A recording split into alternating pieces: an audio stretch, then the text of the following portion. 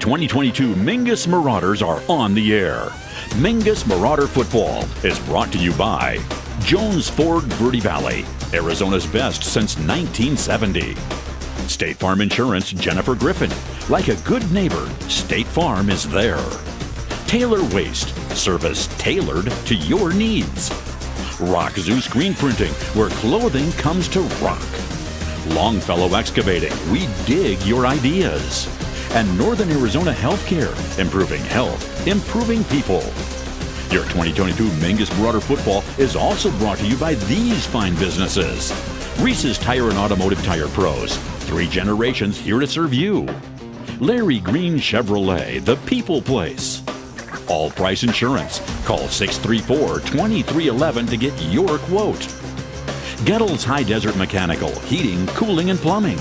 Don't settle, get Gettles. Your neighborhood Rice Accounting and Jackson Hewitt Tax Services.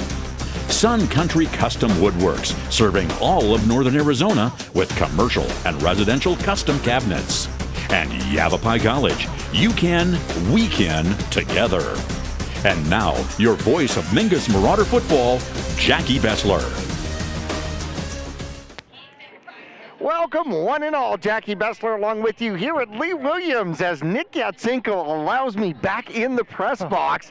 Nick, you did a phenomenal job last week when I was out. I think you said I was on the space shuttle. Well, I was hoping to get an update on that. I saw it go through the sky near my house. Oh, you did? Yes. You got really good eyes. Thank you. Oh, okay. Well, if I was on the space shuttle, it was a toy finding mission. So we were. Interesting. Okay. Yes.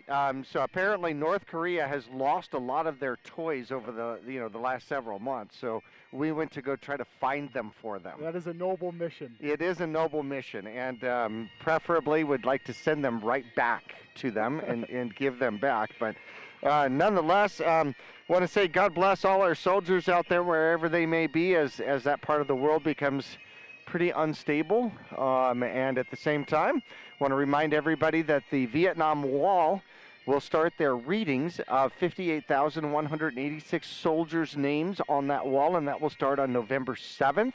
And it actually takes 3.5 days to honor all of those that were lost in the Vietnam War. Very, very special. Yep, absolutely. Here we are at Lee Williams, home of the Volunteers, as the Volunteers coming out onto the field with the old-fashioned fire engine, what do you call it, setup here. And it is part of their tradition here, which is absolutely fantastic. The whole concept of how the Volunteers came through and through. But here we are in November playing in Kingman, which makes it cold. It's going to be freezing by the end of this game, Jackie, and I'll tell you what, the Marauders are warm right now. You know why? They're coming off their first Grand Canyon win in 3 years, last week against Flagstaff. Huge win, and tonight should be a dogfight too. Absolutely. Lee Williams is definitely set and ready to go. One loss in the Grand Canyon region, that coming to Prescott last week. We're going to talk about that one. That was actually a close one. Next week, they have Bradshaw. That is going to be a clash of the Titans as well. We're going to take a break here at Lee Williams High School. When we return, we'll come back. We'll go through some of the rankings and meet the teams out here tonight. Mingus and Lee Williams back after this. Okay. Call Rick or Scott Stokes at Sun Country Custom Woodworks about cabinets for every purpose and every budget. Sun Country Custom Woodworks can custom build cabinets for your dream kitchen or bath, adding tremendous value to your home. Organize the garage and store stuff right with a call to Sun Country. And ask about money-saving options, including modular cabinet choices. You know, your cabinets may not be from this century. For ideas, start at suncountrywoodworks.com. Starting in the late 1920s, Grandpa Gettle and his brothers laid the groundwork for what would become a family legacy. Almost 100 years and 100 patents later, Gettle's High Desert Mechanical continues to raise the bar of quality heating, cooling, and plumbing products and services in the Verde Valley. Call Gettle's High Desert Mechanical Heating, Air Conditioning, and Plumbing at 567-2200 or online at GettlesHDM.com, providing solutions for your comfort. Don't settle, get Gettles, and go Marauders! Choose the region's most comprehensive heart program. Choose world-class surgeons.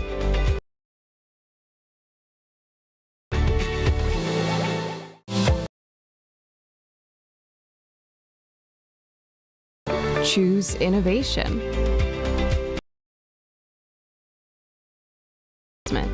Choose Northern Arizona Health.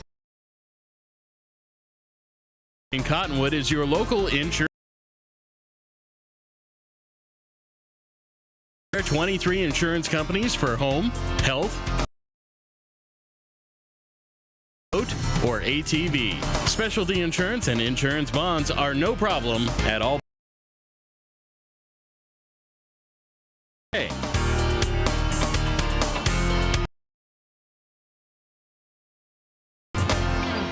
Two things we can count on. We're here in Northern Arizona. Jackson Hewitt Tax Service, locally owned and operated by Lewis Rice since 1997, is here for you all. Taxing situations. Electronic filing is always free with your tax preparation at Jackson Hewitt Tax Service. Get more in return. Call 1-800-234.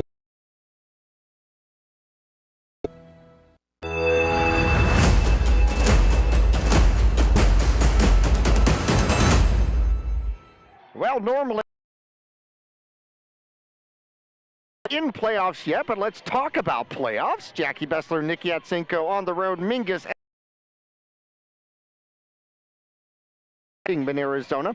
ALA Gilbert North, the Eagles, number 1. Canyon del Oro out of the Keno division is number 2. Number 3, Pauston Butte, who beat Marcos Deniza. Marcos Deniza only drops 5 snowflakes. So there are there's going to be poll changes here as we go along. Apache Junction's got number.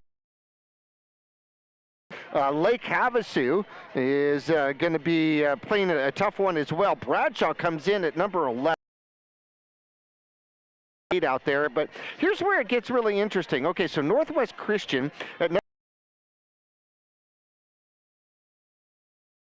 14, Prescott is hosting number 19, Coconino. And so there's going to be a lot of jockeying for positions. And interesting enough, you know, Nick, the Grand Canyon region isn't represented until the bottom 8. It's so nice to see the GCR Grand Canyon region teams doing so well. And you're right, Jackie, it's a dogfight right now to get into playoffs. We had the pleasure to speak to the head coach for Lee Williams for the game, and he was tossing and turning quite a few different scenarios that would get Lee Williams into the playoffs. And these rankings, like you just mentioned, these are going to change dramatically next week and the week after. These are the crucial weeks right now. All these teams are in their region play for the most part, and these games are crucial. Like the head coach was saying, if they can win out, if Lee Williams can beat Mingus, then beat Bradshaw next week, they have a chance to get into the dance, as he said. I absolutely love that, the playoffs. Right. So absolute dogfight right now in the Grand Canyon region. Yeah, it's 14.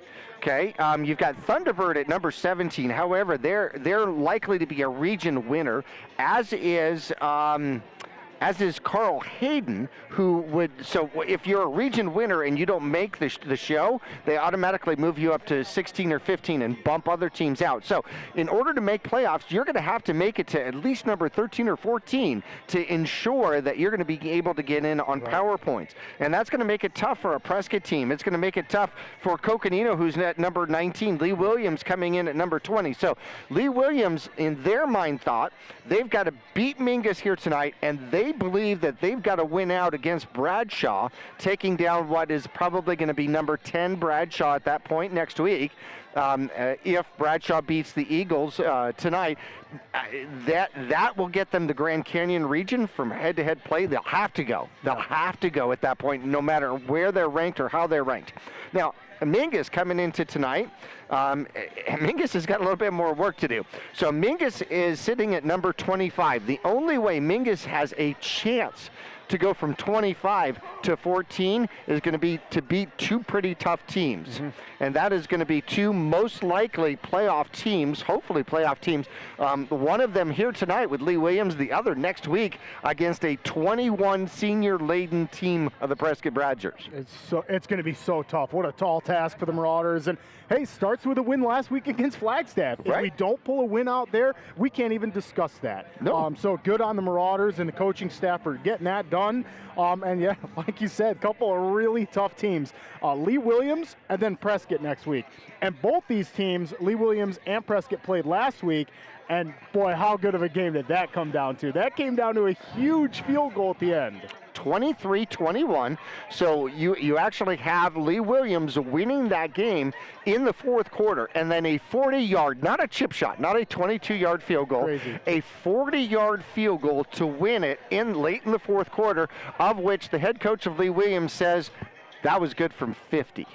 High school football. I know. Incredible. I know. I mean, that's an incredible weapon. Yeah. But that's what it took for a very strong Prescott team who played Bradshaw to a 20-14 loss. Gets by Lee Williams in just 2 points. Now they've got to match up with Coconino here tonight, and of course Lee Williams is hoping that Coconino will upset Prescott, Right. which will take them out of a potential three-way tie altogether. And a loss to Coconino could put Prescott sitting outside the playoffs, looking in. Yeah, and if Lee Williams can beat Bradshaw would have one loss on the season. Right. And if Prescott beats Coconino, they'll still have one loss on the season. Right. So that would be 3 teams in the Grand Canyon regions, being Bradshaw, Lee Williams, of course, and this is all suspect to Lee Williams beating Bradshaw, which will be a tough game in itself. Right. But that would leave Lee Williams, Bradshaw, and Prescott all with just one loss. Right. And that would be an interesting bout to see who gets into the playoffs. Well, then you'd go head-to-head, and because there is no obvious head-to-head with 3 teams, because they've all beaten each other in a round-robin kind of effect, then the next tiebreaker would be the rankings. The AIA rankings would be the next tiebreaker, because all of them are going to end up with identical 4A records. Okay, so then now all of a sudden the AIA rankings decides Right. who becomes the region champion. Right, when you look at these rankings and you see like 10.845, so there's so many numbers, and it could come down to those minuscule numbers. It certainly could. Now, okay, so obviously Lee Williams passes the ball, 14 of 26 for 259 yards last week against Prescott. A quarterback rating of 118. How about that for efficient? 24 carries, only 56 yards on the ground. Prescott put the ball up as well, 14 of 23 for 89 yards and 1 interception. On the ground, though, they did over 200 yards. So Prescott able to run the ball against Lee Williams. However, Lee Williams is going to be a stingy defense. There's no doubt about it. And offensively, they're going to want to put the ball up in the air first before they run the ball. Now, last week against Mingus was able to pound it on the ground. Right, and Marauders played a really good game, especially to get their first win in region. And let's start with Camacho playing quarterback. He only had 5 attempts, didn't complete a pass. So we didn't really try to go through the air. We got it done on the ground, though, 254 yards. Makai Arnuato was our leaning back. I mean, we leaned on him all night. Brayson Durkalek, also loving him at the tailback position. He's finding ways to get into the open space, too. Brayson had 83 yards last week against the Eagles. Makai Arnuato, 154 yards. Breaking that 150-yard barrier is huge in high school football.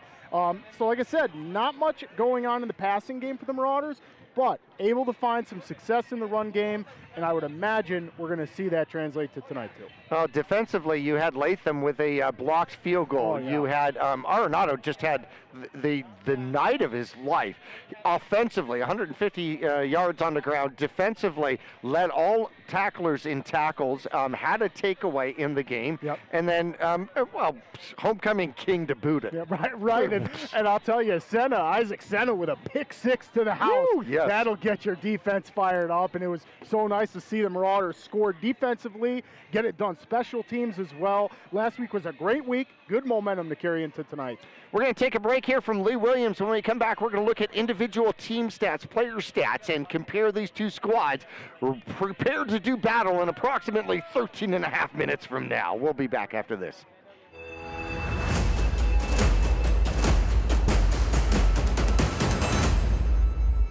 People often refer to Larry Green Chevrolet as the people place. Keeping that reputation is a priority in the community and with every customer that comes through the door. Larry Green Chevrolet, we're better and we'll prove it. If you're in the market for a new or pre-owned car, truck, van, or SUV, you'll find our selection extensive and the sales team professional and courteous. Visit Larry Green Chevrolet just off Highway 260 next to Walmart or LarryGreenChevrolet.com.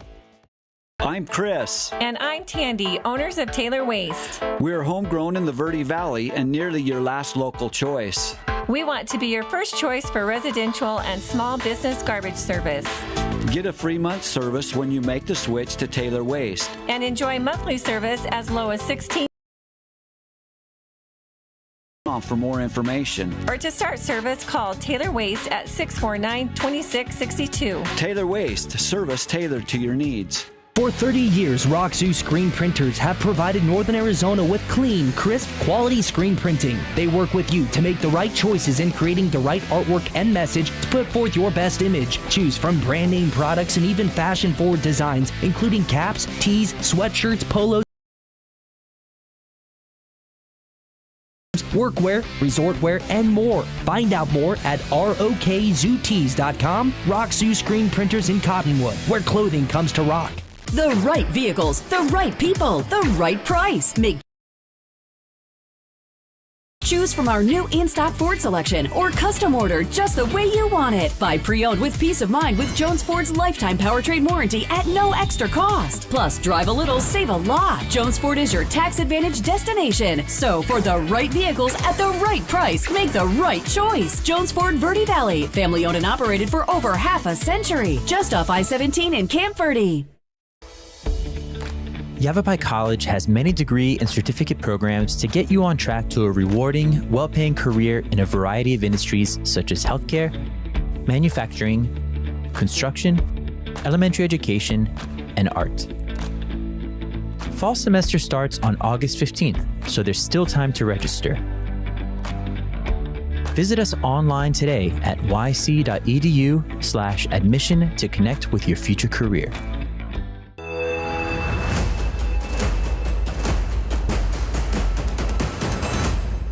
Mingus Marauders come into tonight 5-3 on the season, so Mingus is guaranteed a 5-win season. Why is that important? Well, because we have gone the last 3 years, we've gone 0-10, 1-9, 2-8, and then bumping up with this brand new coaching staff, new program, everything, to a 5-win season right now, 5-3 coming into tonight. And interesting enough, some good history here with Lee Williams. It's a little bit more equal than I thought it was. Yeah, fairly new school. Lee Williams started in 2013, opened up and started playing. We didn't play him for the first couple of years, but out of the last 7 games, Mingus has won 4 of them. Lee Williams has won 3 of them. Lee Williams has won the last 3 games in a row. Mingus won the first 4 games.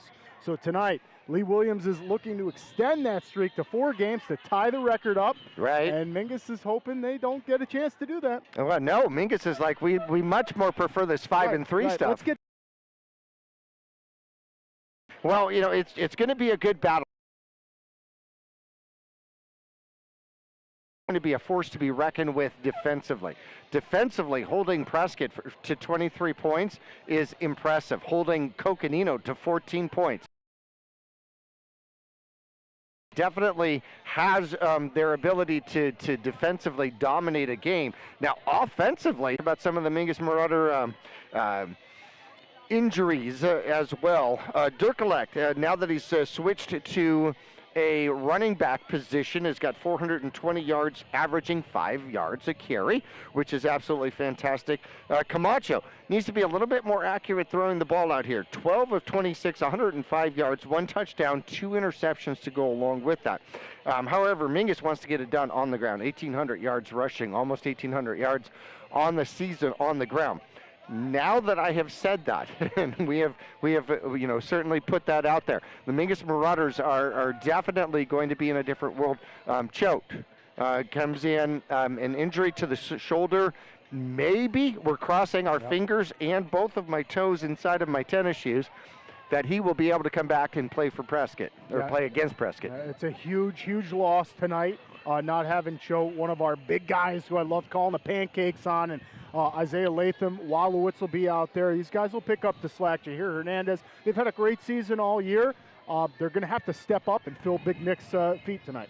That is offensively and defensively. That's going to be big shoes to fill, because he definitely was a concrete pillar in the trenches. There's no doubt about it. Hyatt is out here tonight, sick, as well as Brulin. Of course, Leckington's still out with the knee injury, and Choate out. Those are 4 injuries that we've had for the Mingus Marauders, and with the numbers that we have, we can't afford having people out. Right, not a big depth chart at all, and this is the part in the season where it's really hard when you don't have a large depth chart. And boy, Jackie, you can tell the Marauders are feeling it. With Nick out, Brulin out, a couple key players. I was out last week. Right. This is that crunch time. It's gut check time. These kids are putting it all out there. 2 more weeks left of football, and if we can win out, potentially 3 weeks or more than that. It really is gut check time for the Marauders. Well, once again, I do want to appreciate, before we go to break, Nick had to go both ways last week. Had to play play-by-play and color, and so I appreciate it. I mean, you just never left the field, did you? Right. I was all over the place. We're going to take a break. Lee Williams comes out to the field, still waiting for the Mingus Marauders to come back. When we come out, we've got our coin toss and all of our fun stuff coming up. We'll return to Kingman, Arizona after this.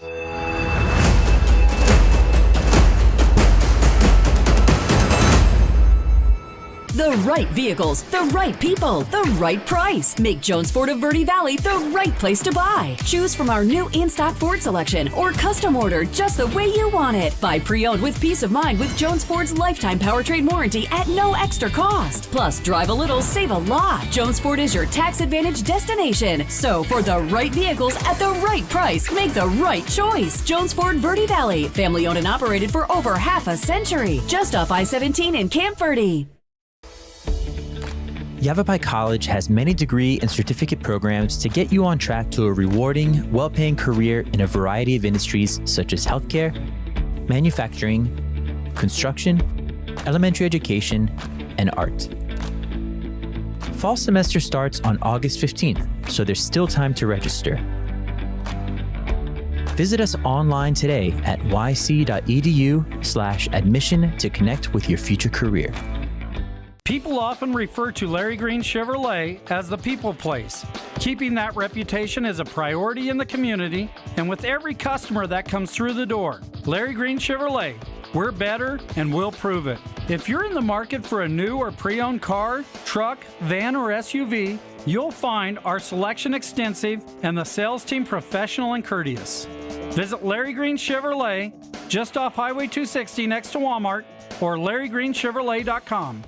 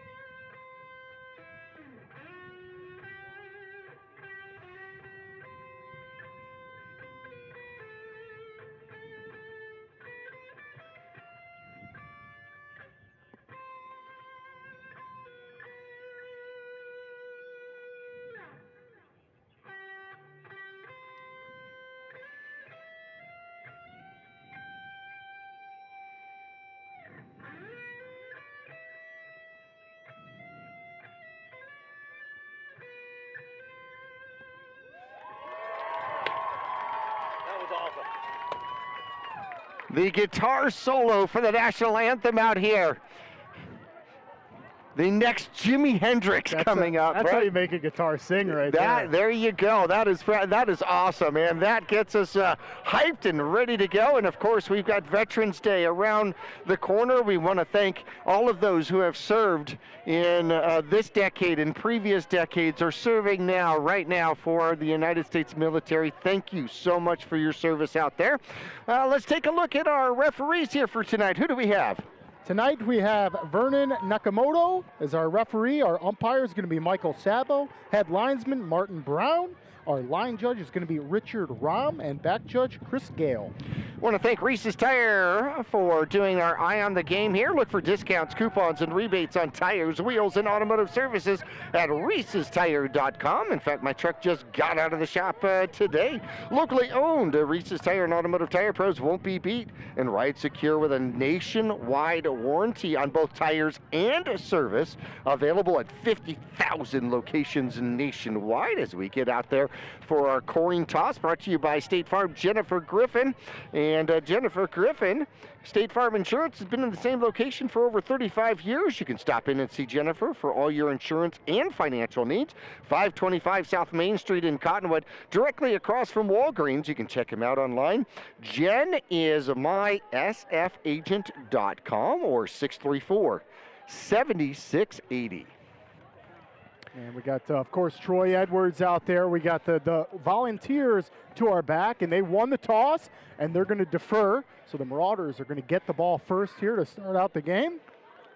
All right, so Mingus will put the offense on the field first. They're going to go from left to right across your radio dial out here. And one thing that I've noticed about Lee Williams is almost every single player is about the same size and the same structure out there.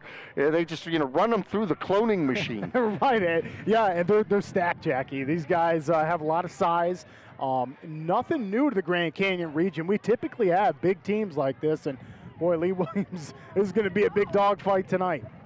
Well, Lee Williams ended up losing to number 9 Lake Havasu to start off the season, beat 3A Wickenburg, beat Australia Foothills number 41, beat 5A North Canyon, who is 1-7, beat them well. Apache Junction number 7 lost to them big.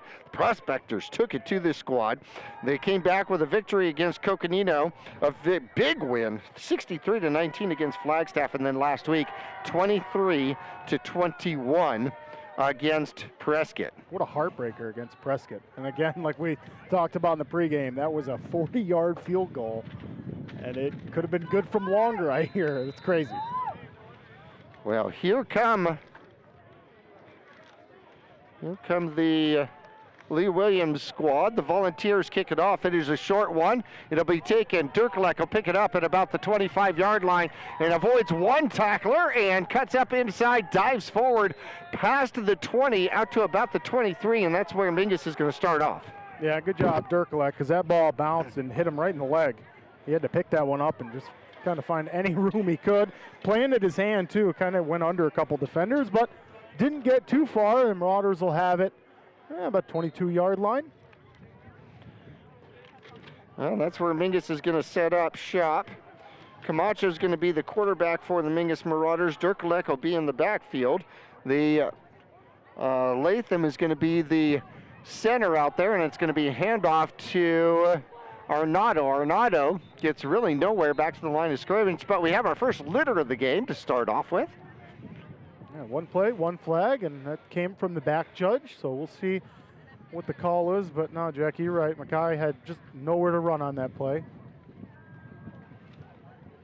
We'll see what they're going to call it here. Looks like it's going to be a hold, so. Ouch. Yeah, that's going to hurt the Marauders right off the bat. Not like the Volunteers needed that help anyway. They didn't let Mackay go anywhere because they just crowded the line of scrimmage. All right, so first and almost 20 out there. They're going to say, interesting enough, first and 14. And Mackay Arnado carries half of the Volunteers with him. Looks like one of the horses on the front end of the fire engine. And he'll pick up some and get it back to, oh goodness, it's going to be second and a good solid 15 out there. Yeah, that was some sled pushing there by Makai Arnuato just to get a couple yards. It's a big defensive front there for the Volunteers.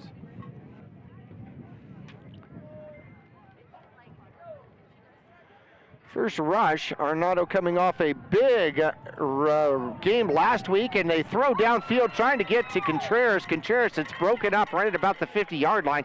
Good coverage out there, but also a good pass, only thrown pretty much where Contreras had a shot at it. Yeah, great point, Jackie. That's what you got to do if you're a quarterback, but make the smart throw.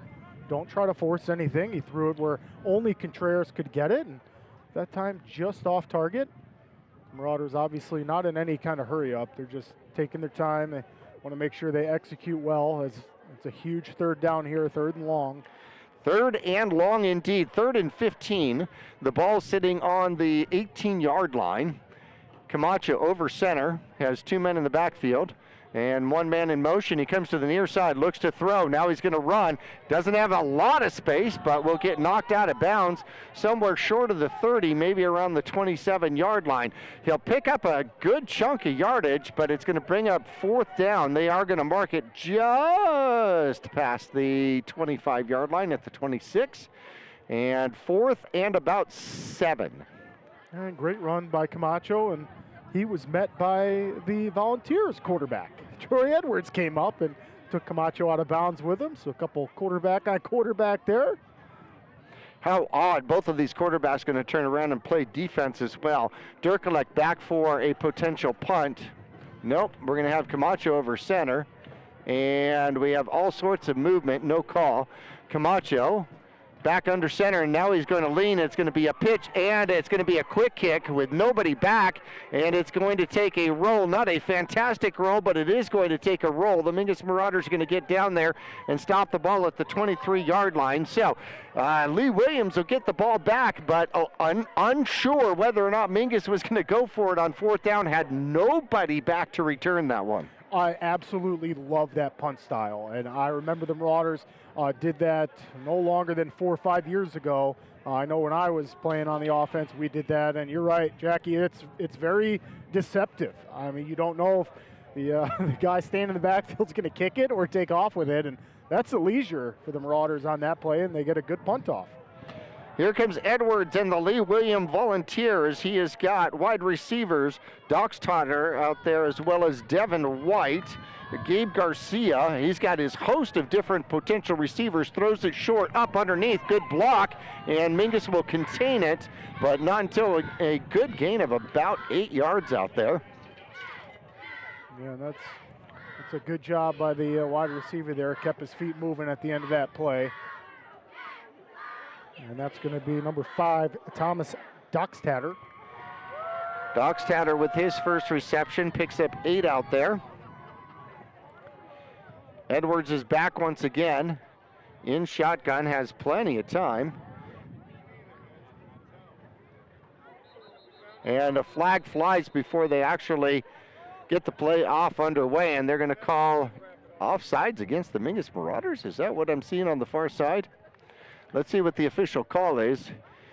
If it goes against Mingus, it'll be a 1st down.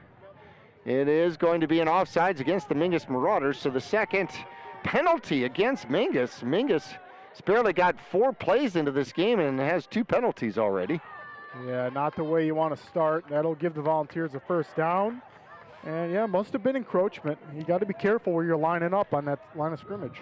37-yard line, the line of scrimmage out here. 1st and 10, 9:45 left to go, 1st quarter. Edwards takes the snap, and he'll cut up underneath. Big hit out there by the Mingus Marauders. That's Latham. Yeah, of course it is. Our other big guy coming in clutch there, not letting the Volunteers get too many, although they're going to give him a couple yards on the spot. Well, that's going to be a long one, maybe 2 on the run out there by Edwards. And I got to imagine he's going to put the ball back up. He's got 1 back behind him, 2 receivers to the top, 1 to the bottom. Takes the snap, and he will hand it off, and Mingus will contain it for another short gain. And it's going to be 3rd and a good solid 7 out there. And interesting that they go to the ground game. Yeah, trying to fine-tune the ground game here in Grand Canyon Region play, and the Marauders not having it. Won't let Yoakum go too far at all. So we'll see if Mingus goes to a tight coverage out here at all. Edwards has got 3 receivers to the near side, 1 back still in the backfield. Takes the snap and looks, throws the ball, has a man, goes downfield, and it is caught, and he loses the ball, and it goes out of bounds. Oh my gosh, Machado catches him, and he loses the ball, a fumble out of bounds, and that's going to maintain the ball for Lee Williams, I imagine, because he definitely had that catch, yes? Yeah, and it looks like the referees are discussing it now, and it looks like they're going to give him the catch and fumble. We'll call that one a fortunate fumble for Lee Williams, as the fumble actually gained them a couple yards on that, but it was close, Jack. Yeah, I see why the refs were discussing that. 55 yards on the reception out there, going to number 6 on the far side, who just had tremendous speed. And there's the handoff inside and rumbling through the middle and into the end zone for a touchdown from about 6 or 7 yards out. And just like that, looks like number 3, that's going to be Yoakum with the touchdown run to put the Volunteers on the board.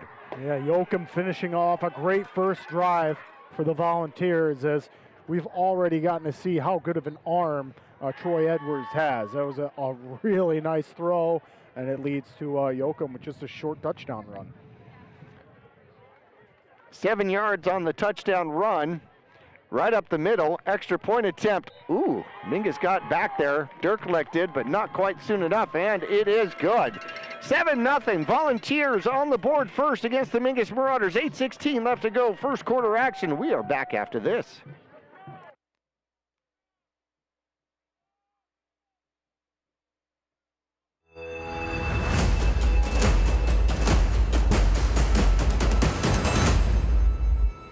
All Price Insurance on Main Street in Cottonwood is your local insurance provider for personal and commercial insurance. Call and compare 23 insurance companies for home, health, auto, RV, motorcycle, boat, or ATV. Specialty insurance and insurance bonds are no problem at All Price Insurance. Call or visit All Price Insurance today.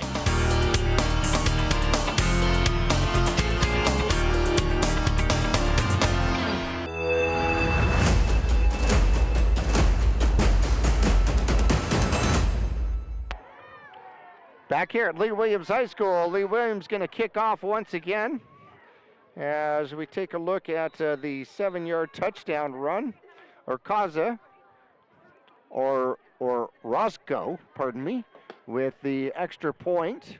And now the kickoff is going to come down. This time, Dirklek's going to take it in the air. He's approaching the 30, finds his way through the 30, bounces to the outside. He's at the 40, spins and gets across and then loses the ball. And it is picked up by Yoakum out there for Lee Williams. The question is was he down, or is that a fumble? Boy, Jackie, my non-biased opinion, which might be biased, is that Dirklek was down on that. But nonetheless, ball did pop right out at the end. Goes forward a few yards, and like you said, Yoakum there to jump on top of it. Not much you can do if you're a player in this. Right now, the referees are going to talk about it. Can't tell if Mingus has their offense or defense on the field, but I'm not sure it all actually matters because their offense is their defense. And it looks like they're going to set up Mingus. I'm hoping they're going to call him down right at the 50-yard line. So, Mingus catches a break, but interesting enough, so did Lee Williams. Lee Williams catches a break as Devin White on the far side of the field with that 55-yard reception loses the ball at the end. Right. Couple fumbles that did not end up in a turnover for both teams so far. So Mingus with the ball at the 50-yard line. Camacho's out of shotgun. He's going to go to his left, looks to throw, throws the ball downfield, and he's got Dirkelek. Did Dirkelek come down with it? Yes, he did. How about that? Almost a pick, and just like that, a 20-yard reception downfield. Yeah, great throw there by Camacho. That's how you do it. If you're a quarterback, you got plenty of time, set your feet, And he's able to find Durkalek on that one. And how about the Marauders moving the chains through the air? Well, that is something the Mingus Marauders are going to have to do if they're going to open up that run game. And here comes the run game, and bouncing to the left-hand side, and then bear-hugged at the top, but still keeps the legs running, is going to be Arnaudo. Arnaudo is going to pick up a few, maybe 3. Yeah, another tough run by Mackay there. And it's not quite his average yards, but the Volunteers also have a much bigger defense than the Marauders have seen. Now, Durkalek needs like another 8 receptions to have the same number of receptions in a season as he does in completions. Let's hope for it. That's a cool statistic. Yeah, wouldn't that be a fun one? And there's the handoff, and it comes good blocking out in front. Arnaudo following Durkalek and right off the edge and picks up a good game. That's going to bring up 3rd and manageable for the Mingus Marauders. Maybe 3rd and a long 2, maybe 3rd and 3. Yeah, it'd be interesting to see what Coach Montebias cooks up here for the Marauders. I would go with the same exact play, wouldn't you? That's going to be a first down. Mackay busts through the middle. There you go. How about it? Love to see the Marauders move the chains. 7 yards on that one, and Arnaudo now has 4 carries and 27 yards in this one. There's the snap, and it's going to be thrown to the near side, and I don't believe that's a completion. It went to Jones, and Jones didn't quite actually make a football move before that ball came out. Yeah, and boy, Jack, he's quite lucky because he definitely caught it for just that split second, and you're right, he didn't make a football move, but nonetheless a great tackle there by the Volunteers to jar that one out. So they say the ball is at the 14-yard line out there, so 2nd and 10 now for the Mingus Marauders at the Lee Williams 14-yard line, trailing by 7, trying to tie this one up in the first quarter. And there's the handoff. Ooh, Arnaudo's hit in the backfield and driven backward. Maybe he gets forward progress, but I think he's still going to lose a yard. Yeah, I wouldn't be surprised if we see the Marauders go a little bit more with the air game here. As so far, I like seeing Camacho drop back in the pocket, looking for his wide receivers, as the Volunteers doing a good job not letting the Marauders' rushing game get going. Wonder if this is 4-down territory for Mingus. It is now 3rd and 11 from the 15-yard line. Camacho over center, takes the handoff. Durkalek following his blockers, trying to get to the outside, finds the edge inside the 5 and out of bounds. And I believe that should be enough for a first down. Let's see where they actually mark him. If they mark him at the 4, and that could bring up a 4th down. Ooh, that's going to be short. He picks up 10, needed 11. Boy, that's a heck of a run by Durkalek, and you bet we see the Marauders offense out here going for it. Contreras goes to the far side. And where are they marking this? I'm trying to find where they actually put the yard marker, and no, they do. They give him a first down. They give him a first down. It is 1st and goal from the 4-yard line out there, and whoops. That's going to come back. Bowers a little premature out there. Yeah. No, that was Hernandez. I'm sorry. Calling out Bowers. That was Hernandez, number 65, right? I'll tell you, yeah, that was Hernandez, and he was just ready to execute his block on that play. Maybe let the snap count go there and just trying to get his block, but he was obviously the only one that went. Got back to the huddle and said, I'm supposed to hit that guy, right? Oh, and now we get another penalty flag. Oh, another false. Oh, yes, a false start against the Mingus Marauders. So back-to-back penalties, and somebody get off the self-destruct button out there. Somebody sat on it. Yeah, this is tough to watch. 2 plays in a row where the Marauders have gotten false starts. One of them was pretty blatant when Hernandez went and already blocked his guy, but that last one was just a subtle movement, and the refs are going to catch it. Okay, 1st and goal from the 14 now. Camacho over center, takes the snap, hands it off. It's going to be Durkalek. Durkalek's caught behind the line of scrimmage and is going to lose some more yardage. And Mingus is going backward. That's a -3 yards now, so it is 2nd and goal from about the 17. Yeah, and eventually you're going to have to lean on your passing game a little bit here. I know Durkalek's found some success. He had a really nice run earlier to get the first down, but Like you said, Jackie, now they're plaguing themselves with a few penalties, and they're way backed up. Approaching 5 minutes left to go in the first quarter. Dixon brings in the play. Jones is going to go to the near side. Contreras goes all the way up to the top. 2 backs in the backfield. It was an eye, now it's offset. Camacho over center. Takes the snap, pitch, goes out to Durkalek, who gets a hold of the ball, trying to get to the corner, and will get out of bounds back toward what was kind of sort of an original line of scrimmage. And he'll get to the 7-yard line, so he'll pick up 10. And it's going to be 3rd and goal from about the 7. You got to imagine that it's 4-down territory. Yeah, I would think so too, and especially when you need a win. You don't need to be tiptoeing here. Marauders have to win if they want any chance of getting into the playoffs. It's time to go for it. Clock stopped at 4:45. And 2 backs in the backfield. Camacho looks to take the snap. Takes the snap, and it gets to the second back, which is going to be Durkalek. Durkalek runs through a tackler and gets inside the 5, back down to the 4 or 3, the original line of scrimmage, but it's now 4th and goal. Yeah, and that's tough. I mean, if you're the Marauders, you've really got to clean up the penalties on your next possession, because right now what's haunting you is it's 4th and goal. I'd imagine we're going to see the Marauders go for it here. Already down 7-0. 4:13 left to go. Mingus definitely does line up for it. Huge play right at the beginning of the game. First quarter action, 4 minutes left to go. Mingus trying to tie it up. 4th and goal from about the 4-yard line. Camacho takes the snap, looks to throw, now has a chance to run, and he's being chased. Will he get to the corner? He does! Camacho scores from 4 yards out on 4th and a goal, and no litter on the field, no litter on the field. What a great play call there.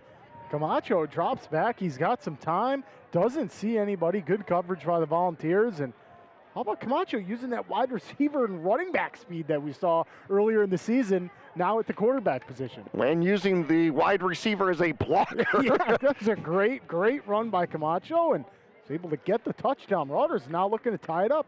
How about that? Mingus one extra point away from tying it up. Durkalek with the hold. Hernandez with the kick. Hold is down. The kick is blocked, and it is low, and Mingus unable to keep out the Volunteers, and they will trail in this one 7-6. We'll take a break. When we return, back to Kingman, home of the Volunteers after this.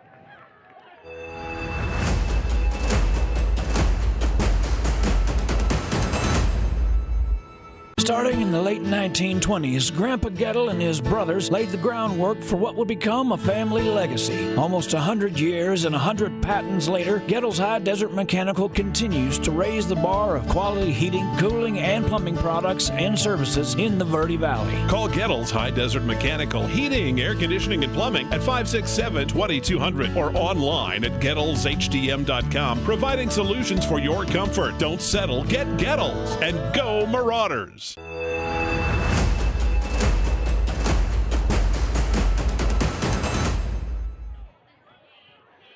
Camacho's going to turn around and kick off for the Mingus Marauders. Doxtutter is back deep for the Volunteers. Only one man back deep.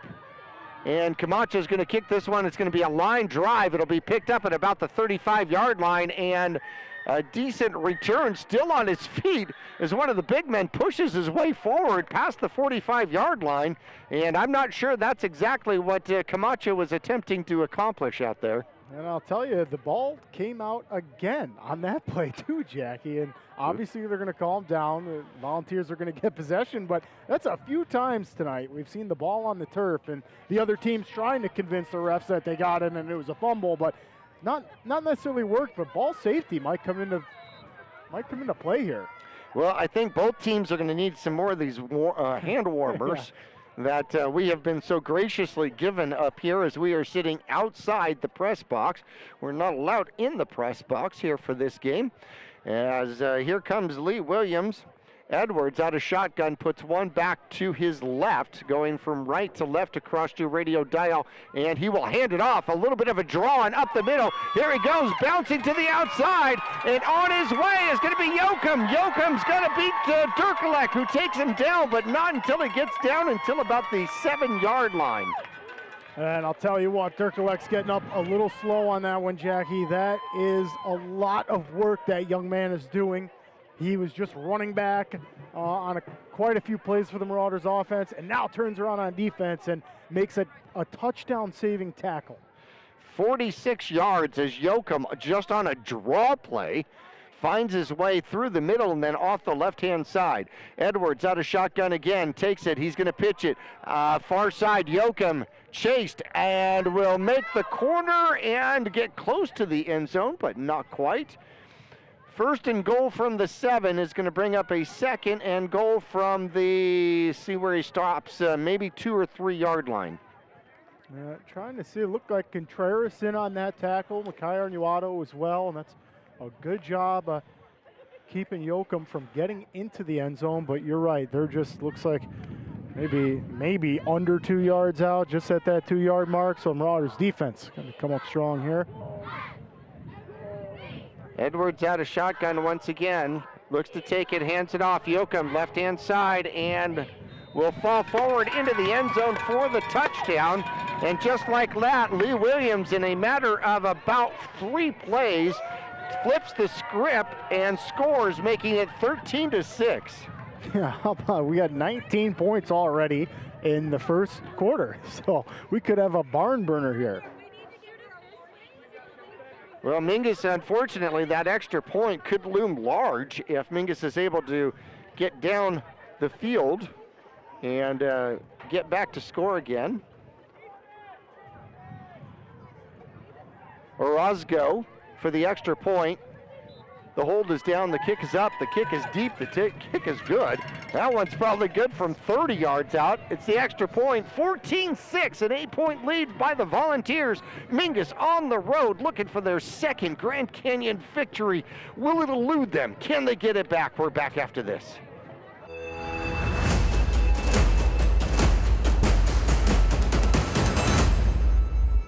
The right vehicles, the right people, the right price. Make Jones Ford of Verde Valley the right place to buy. Choose from our new in-stock Ford selection or custom order just the way you want it. Buy pre-owned with peace of mind with Jones Ford's lifetime powertrain warranty at no extra cost. Plus, drive a little, save a lot. Jones Ford is your tax advantage destination. So, for the right vehicles at the right price, make the right choice. Jones Ford Verde Valley, family owned and operated for over half a century. Just off I-17 in Camp Verde.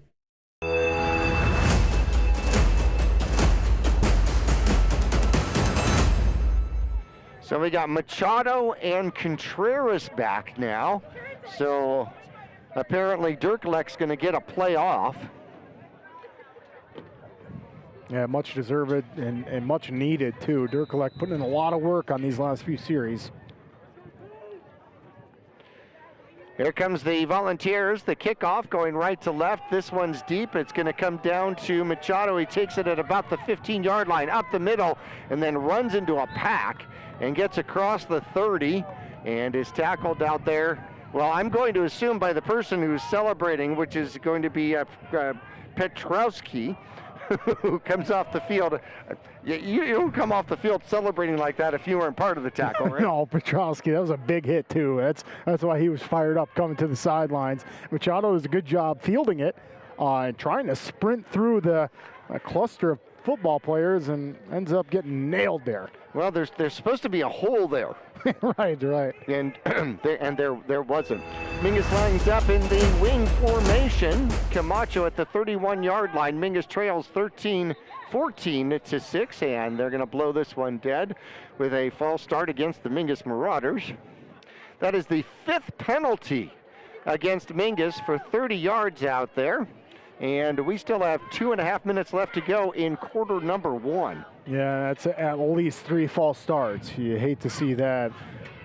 But Mingus able to overcome those penalties on the last drive and still find the end zone. Yeah, you're right, and that's the Marauders got to take that momentum and go with it, because if they're going to continue to get these penalties, they're going to have to make up for them. Well, sometimes you run into referee crowds that don't look at the wing tee the same way as others. So spread formation now. It's going to be a jet sweep, as coming up and underneath is going to be Durkalek. So Durkalek with the jet sweep will get 2 back. So it's going to be 2nd and 13 for the Mingus Marauders. And to touch on your previous point, Jackie, it's usually wise for the coaching staff to kind of meet up with the refs sometimes too to discuss what's going on the line of scrimmage too, to avoid that. Now they're going to actually give him 3, so 2nd and 12. Mingus just inside of the 30-yard line. Arnado will bowl his way forward for maybe another 1 or 2, and it'll be 3rd and 10 from the original line of scrimmage. Yeah, that's another tough run for Makai Anuado. There's no hole there either, and he does a good job of just kind of keeping his feet moving, getting back to the original line of scrimmage. No big Nick choked out here tonight. Wallowitz filling in at the tackle position. And so the Mingus Marauders have got to find a different way to create some holes out there. Wing formation once again, 3rd and 10 from the 31-yard line. Camacho over center. Takes the snap and looks to hand it off. Has one guard out in front of him, throws the ball downfield, and it is caught, and just short of the line to gain. That one looked like it bounced off Arnado and into the hands of Jones. It most certainly did, Jackie, and those are some fun plays to come up with. Is that one hits Makai Anuado, maybe the number is Makai turned around, and Ethan Jones was like, you know what, I got it, dude. I got it. And they almost got the first down. Now the question is why were they right next to each other in their routes? We don't ask questions when it works out like that. Okay, got it. Okay, I'm with you. Don't ask questions. So, 4th and 2. Do you go for it at this point? You're on your own side of the field, inside of you're at your own 39-yard line, and it looks like the Mingus Marauders are lining up to go for it.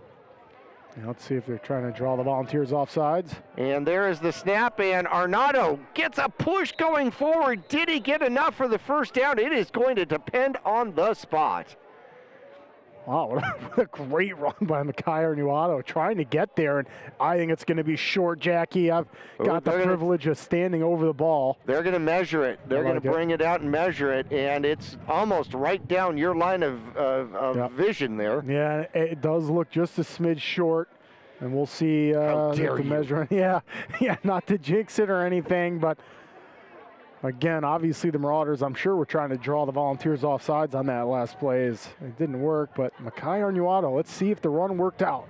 Well, Arnado going straight on, basically just straight down the road, and is it? They got to pull it tight, they pull it tight, and it is first down! First down! What a run, and obviously my eyesight needs a little adjustment.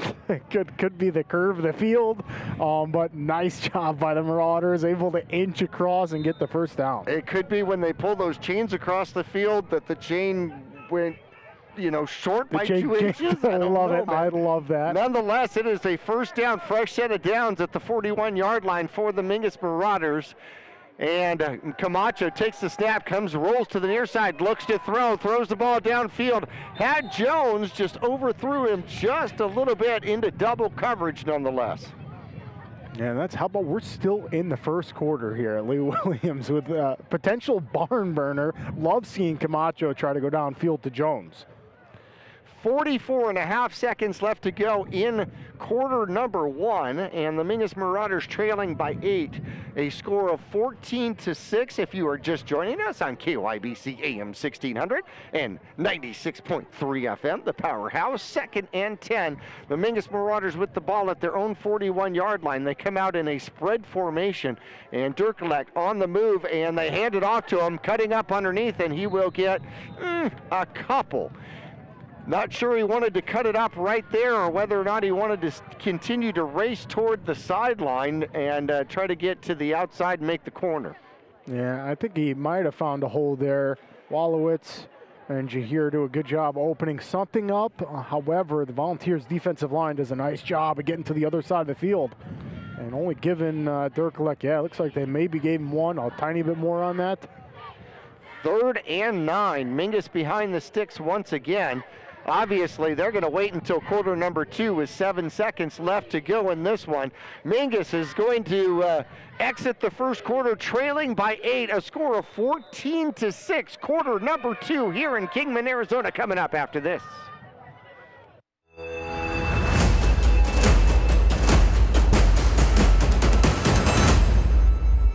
I'm Chris. And I'm Tandy, owners of Taylor Waste. We're homegrown in the Verde Valley and nearly your last local choice. We want to be your first choice for residential and small business garbage service. Get a free month service when you make the switch to Taylor Waste. And enjoy monthly service as low as $16 per month. Visit TaylorWaste.com for more information. Or to start service, call Taylor Waste at 649-2662. Taylor Waste, service tailored to your needs. Choose the region's most comprehensive heart program. Choose care close to home. Choose world-class surgeons. Choose Northern Arizona Healthcare. Choose precision. Choose innovation. Choose robotic-assisted knee and hip replacement. Choose Northern Arizona Healthcare.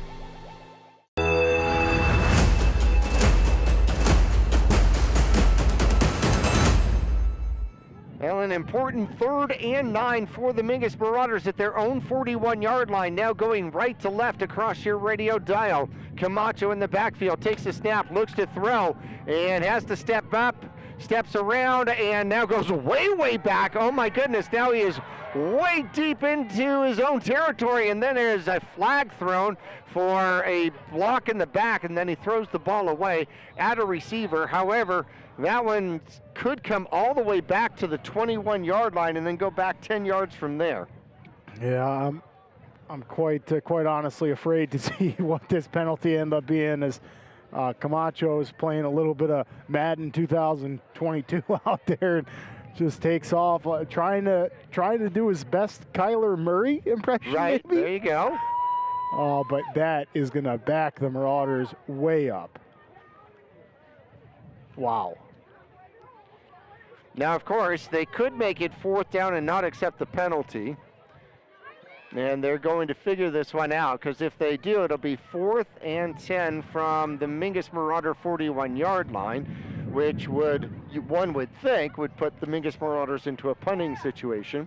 Or they're going to mark it off from the 25-yard line and put the Mingus Marauders at the 15 and give them 3rd down back. And that's all. And it is going to be a push in the back. Is going to be against the Mingus Marauders, and they're going to mark that one off and take it back down to the 15-yard line. And so, for all young quarterbacks out there, when you are in trouble like that, throw the ball away. Yeah, the only wise thing he did do there, Jackie, was not get the intentional grounding penalty. So he did end up finding a receiver to just kind of chuck it towards, and to your point, that's exactly right. However, you may want to do that a little bit earlier before you end up that far in your backfield. Well, the longer you force your offensive lineman to try to block for you, the more likely somebody's going to do a hold, somebody's going to do a push in the back, somebody's going to do something. So 3rd and the scoreboard doesn't have enough yardage to do that. 35, let's see, 25, 35, 36. 3rd and 36 for the Mingus Marauders. Camacho under center and looks to throw the ball. Will go to the right-hand side, and he will get pursued from the backside. He throws it, and oh, Contreras had it in the breadbasket, and it popped out like a toaster. Oh, too easy to catch. Too easy to catch. It might have hit Contreras right above the knees a little bit, but on a play like that, I think Contreras might have been a few steps ahead of where he should have been there. He was looking at where he could have run that ball after he caught it, and that's just a misfortune there for the Marauders, as Camacho able to find him, just couldn't come up with it. If he would have caught that ball, he would have caught it at about the 38-yard line, probably would have been able to pick up a few more yards. Not saying that he would have gotten the 1st down, but would have certainly flipped the field. So now Dirklek is back, and he's going to be punting off to Doxtotter. And Mingus bringing in another player real late. Number 3 comes in real late. And here comes the punt, deep in their own territory, and it looks like Lee Williams jumped. Yeah, nice job of the Marauders there. That was good execution. You're right. They jumped, and the Marauders are going to get 5 yards back. Well, how about that? Much needed right now, and give Dirklek some more space to boot this ball and hopefully pin Lee Williams back a little bit further after just again kind of shooting themselves in the foot on this drive. Well, Lee Williams is trying to get the ball on the Mingus side of the field and work with yet another short field.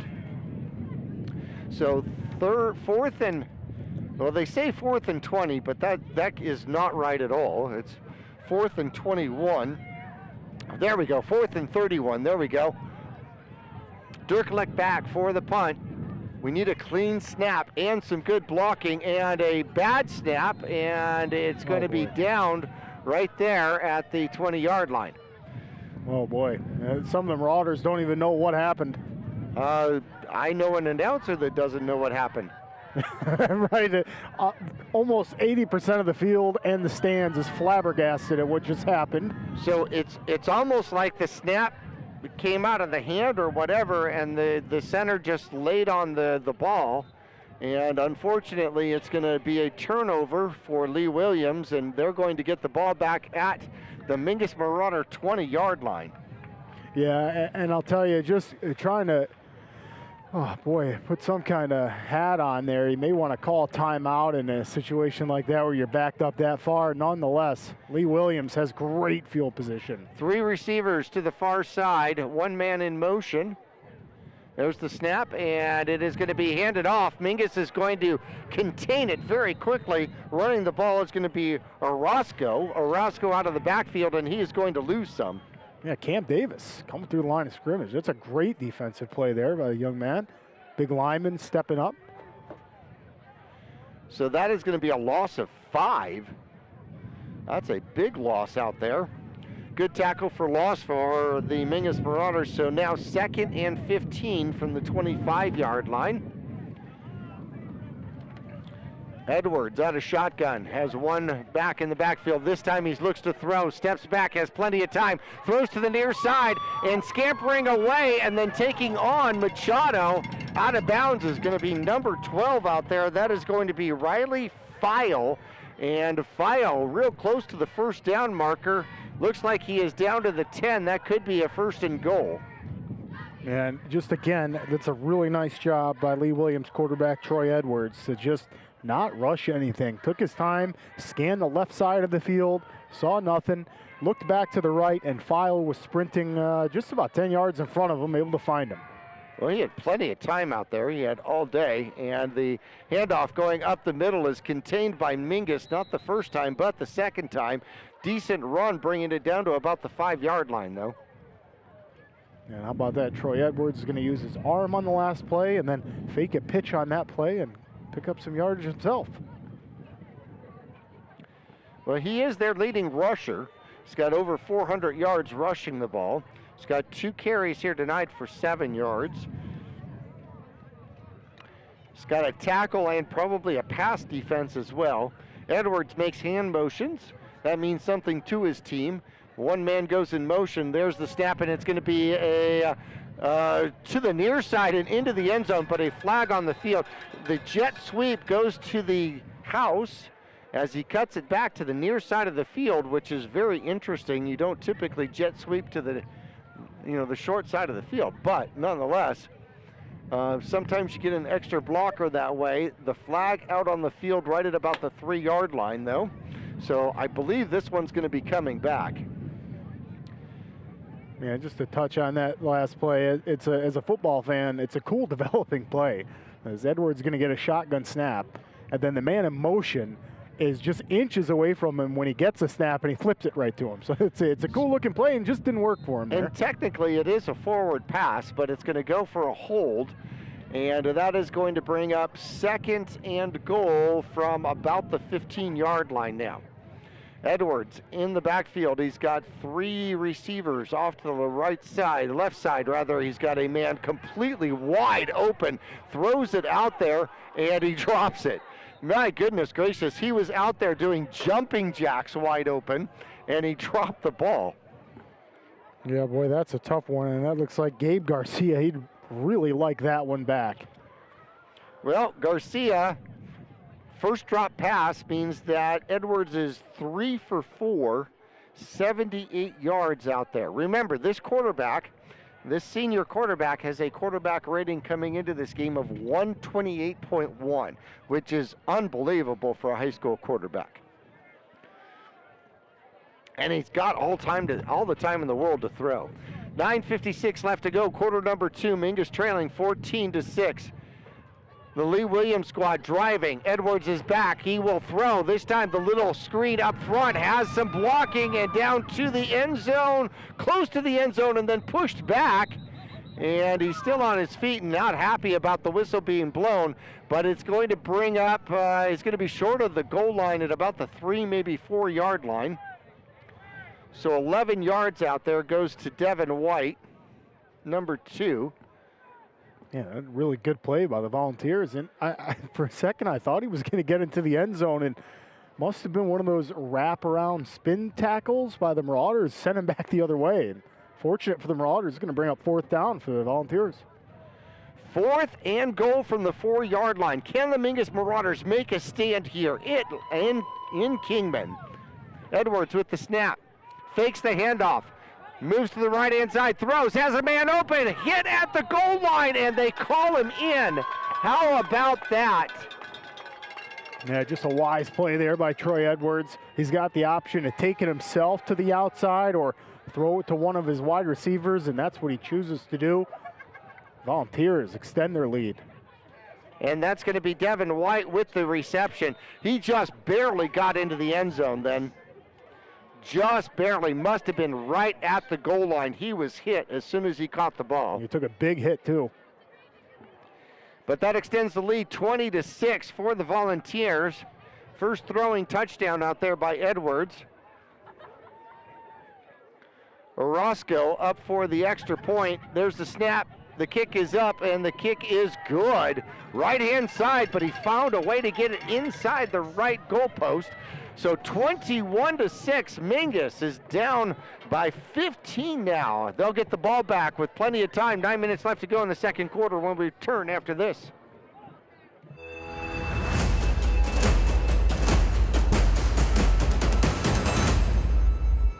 People often refer to Larry Green Chevrolet as the people place.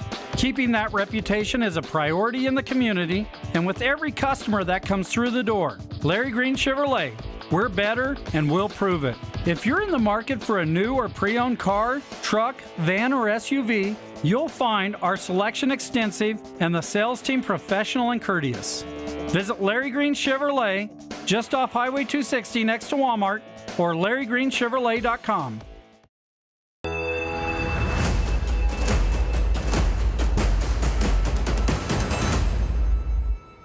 Back here at Lee Williams, Mingus is going to get the ball back, and Mingus now trailing by 15. They've got to figure out a way to move the ball downfield. They had a 4th down conversion on their last drive, but unable to capitalize as a big, deep penalty drove them backward.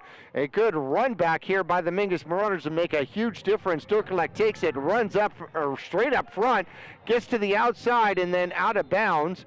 And he'll get past the 30, maybe toward the 31, 32 yard line.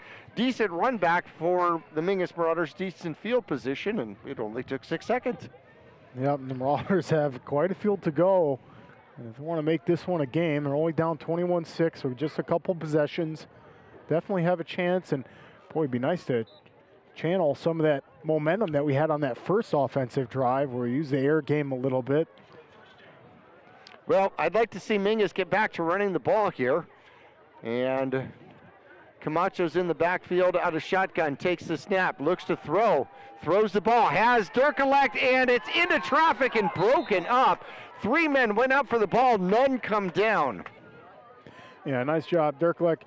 trying there, and Lee Williams, safety back there, and that's going to be Devin White, does a really nice job of going up over the top of Durkalek and not letting anybody try to catch it, just using his hands to bat that one down. Well, the reason that I want to see Mingus get back to running the ball is because I want I don't want my nose to be the only thing that's running here at Lee Williams. That's one that you should scream down there. Yeah, yes, that is true. 2nd and 10 for the Mingus Marauders at their own 30-ish yard line, and movement, no call, and Camacho comes to the near side. Oh, and he's going to get hit and sacked. That's going to be back inside the 20-yard line, down to about the 19-yard line. That's going to be a big sack for the Lee Williams squad. Yeah, Drayden Allen, get yourself some Gatorade. That was a huge sack, really nice defensive play. That's a highlight reel sack right there, Jackie. He does a nice job on the defensive end. Camacho, our Marauders quarterback, comes out to scramble, and boy, Drayden Allen has got none of that. Loses 9, so now it is going to be 3rd and about 19 for the Mingus Marauders, back at about their own 20-yard line. Camacho under center, takes the snap and will hand it off. Trying to get to the outside is Durkalek. Durkalek cuts back up underneath and then gets hit close to the original line of scrimmage, and he'll get about 8 of it back, but it'll bring up 4th down. Now the question is, 4th and 12, do you go for it at this point, even though you're on your own side of the field, especially with the last attempted punt ending up being, I don't know, a turnover right there on the... Yeah, I don't know. Sure. I think you play it safe. I think you boot this one away and hope your defense can come up with the stop. It's only a 21-6 game right now. Let's see what the Marauders do. And there is going to be the boot. It's going to be a nice line drive. It'll take a Mingus Marauder bounce. Going back for it is going to be Lee Williams, and he's going to pick it up, trying to return it, coming to the near side, and will finally get pushed out of bounds somewhere close to midfield, right around the 45-yard line, but there is litter sitting on the 44-yard line. Yeah, we'll see, and that's in the vicinity of holding, so we'll see if that's going to plague the Volunteers on that. And that was a nice little pickup and punt return there. An even better kick. Durkalek doesn't have much time to get that kick off, and he does a nice job of getting bounces going his way. And it is going to be a push in the back or a hold, and that is going to bring the Lee Williams squad back to their own 34-yard line, which is the worst field position of the game so far for Lee Williams, who leads right now 21-6, 7:06 left to go, second quarter action. Mingus needs a turnover. This is where we need a set us pick 6 again, right? Yeah, absolutely. That'd be huge. This is a stop here would give the Marauders a lot of life going into halftime, in which we still have plenty of time before that. 3 receivers to the near side for Edwards. Edwards in shotgun, takes the snap, looks to throw. He's got plenty of time. He finally gets pressured, and down he goes. And I got to imagine big number 72 had a part of that. Of course he did. Glassman comes up right behind him, so got to be a couple of them guys in there. But Isaiah Latham, get yourself some Gatorade. As he sees a defensive sack on the other possession, he says, I want one myself. What a great defensive play as he's able to get in there and take Edwards down. 11-yard loss, 2nd and 21 now for the Lee Williams Volunteers. Spread formation once again. Edwards out of shotgun. Mingus, there's a man in motion, goes deep, and they are going to hand it off. Yoakum coming to the near side. Mingus, come on, contain it, young men, and they do, but he's going to get all of the sack yards back and then some. So Yoakum's going to pick up 13. Yeah, and Yoakum does a really nice job of just moving sideways, getting shifty, and making some Marauders miss there to able.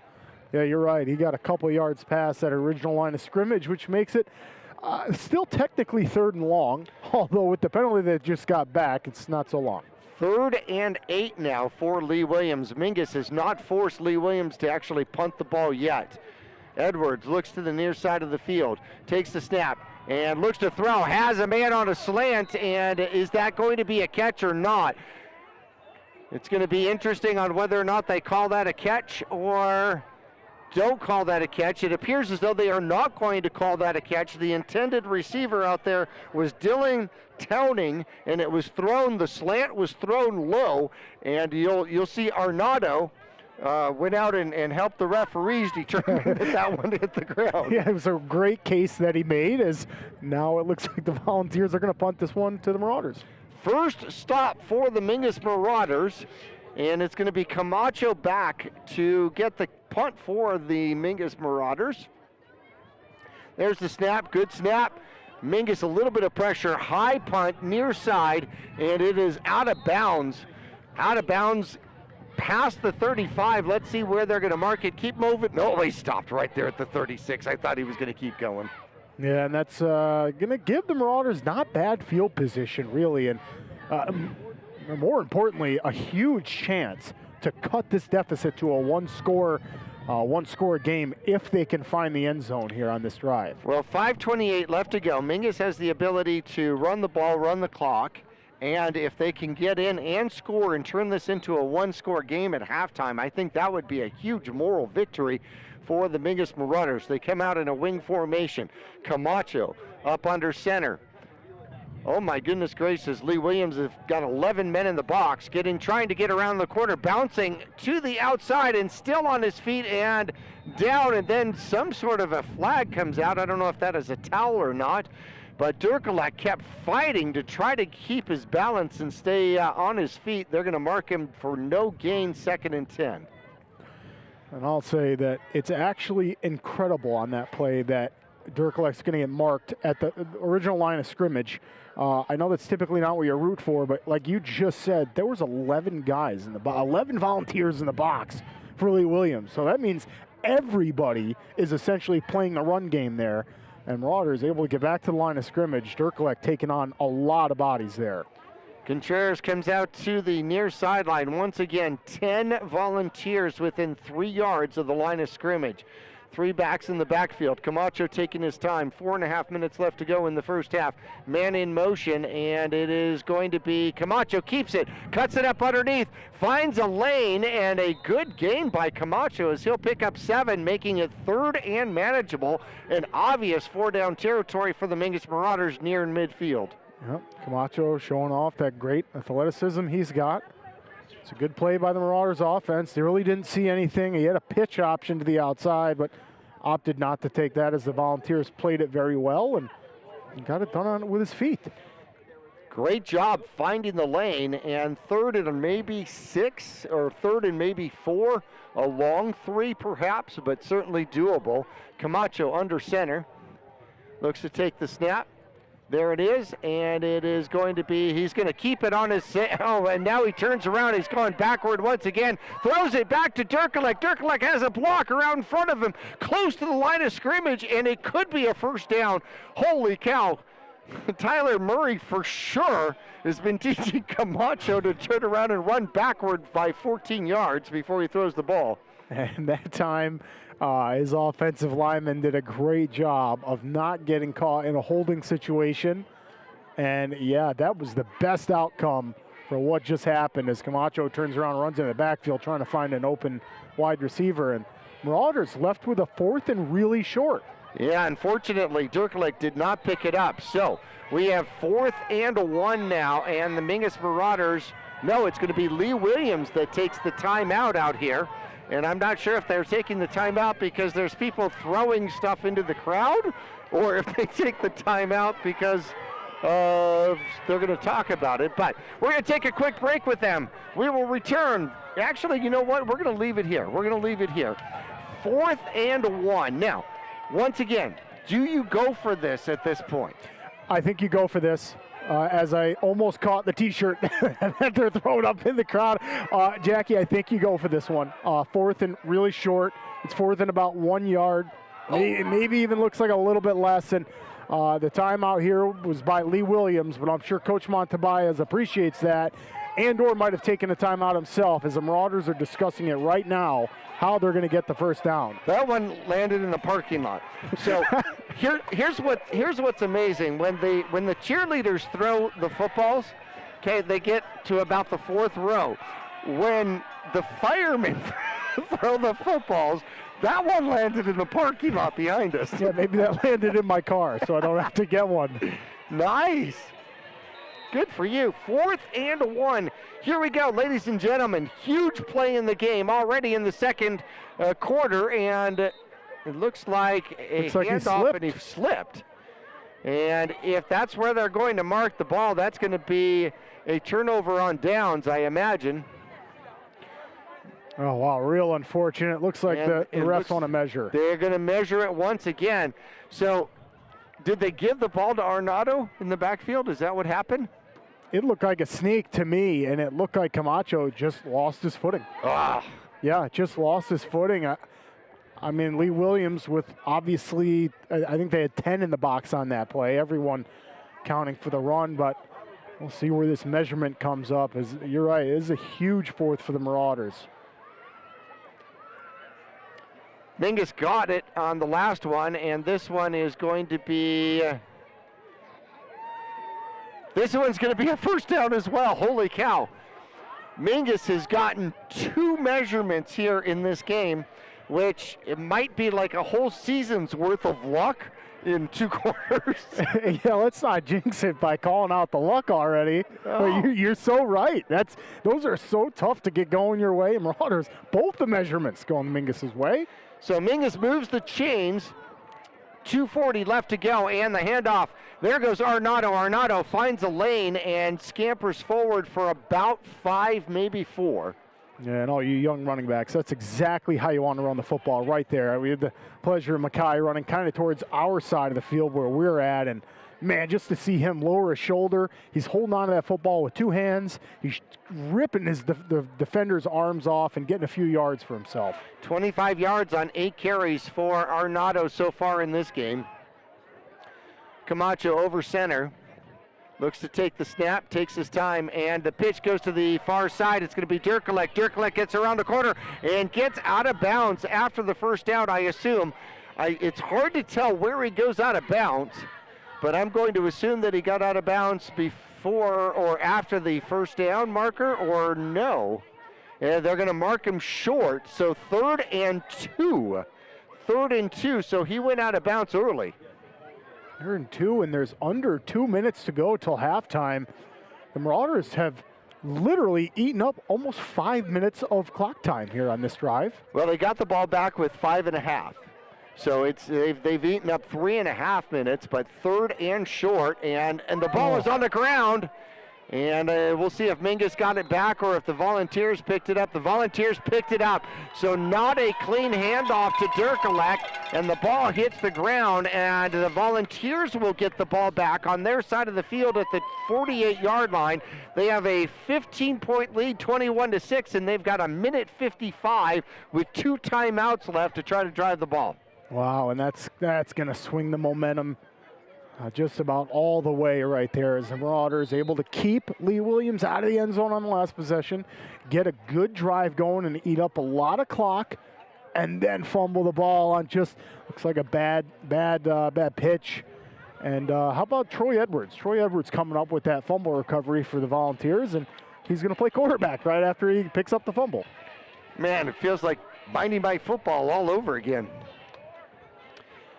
So he's in the backfield. He's got one back with him. He takes the snap, looks to throw the ball, steps up, has a little bit of pressure, now has room to run, gets a block, tries to get around the corner. He's past the 40 and steps out at about the 35-yard line. So he only uses 11 seconds, but at the same time picks up the first down and about 17 yards in the process. A real smart play there by Troy Edwards to get out of bounds, stop the clock for the Volunteers. They still have 2 timeouts left, but only 1:44, and yeah, just didn't see any of his wide receivers open downfield as Marauders had good coverage. Well, Mingus got too deep in the contain in the backfield, got too deep in the backfield and just took themselves out of the play, unfortunately.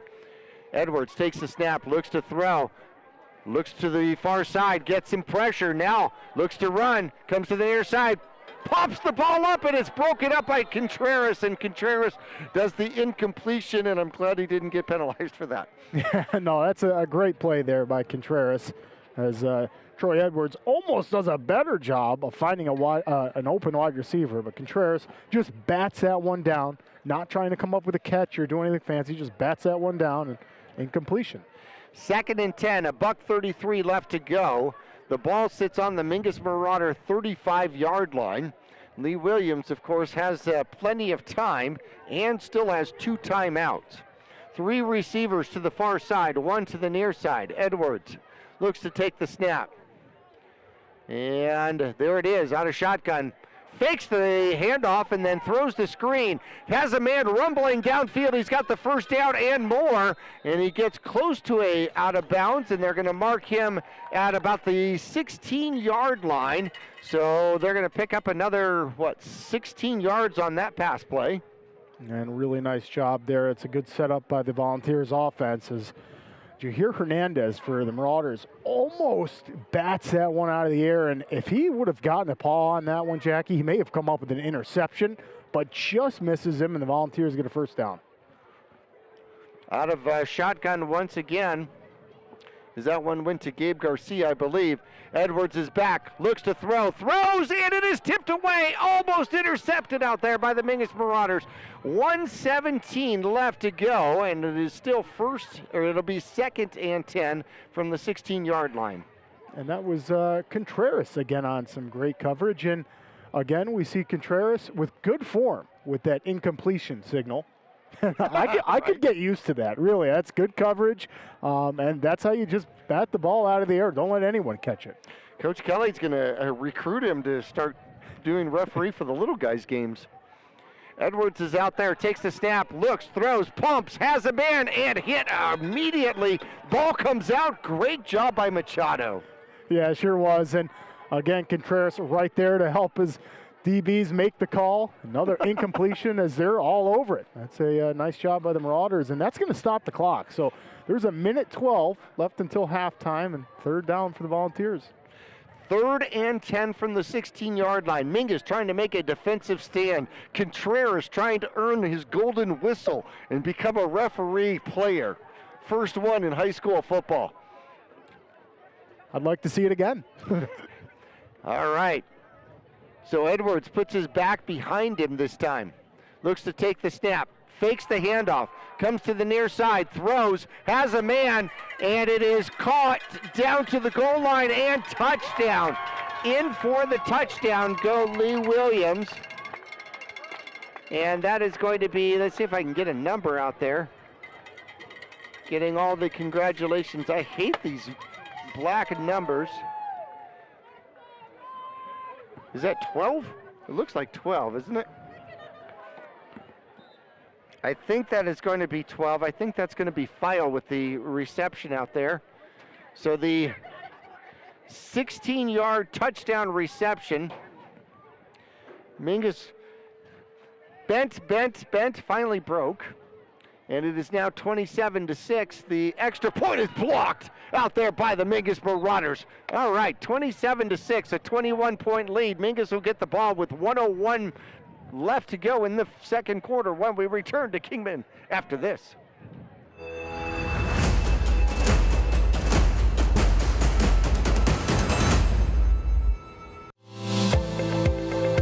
Choose the region's most comprehensive heart program. Choose care close to home. Choose world-class surgeons. Choose Northern Arizona Healthcare. Choose precision. Choose innovation. Choose robotic-assisted knee and hip replacement. Choose Northern Arizona Healthcare.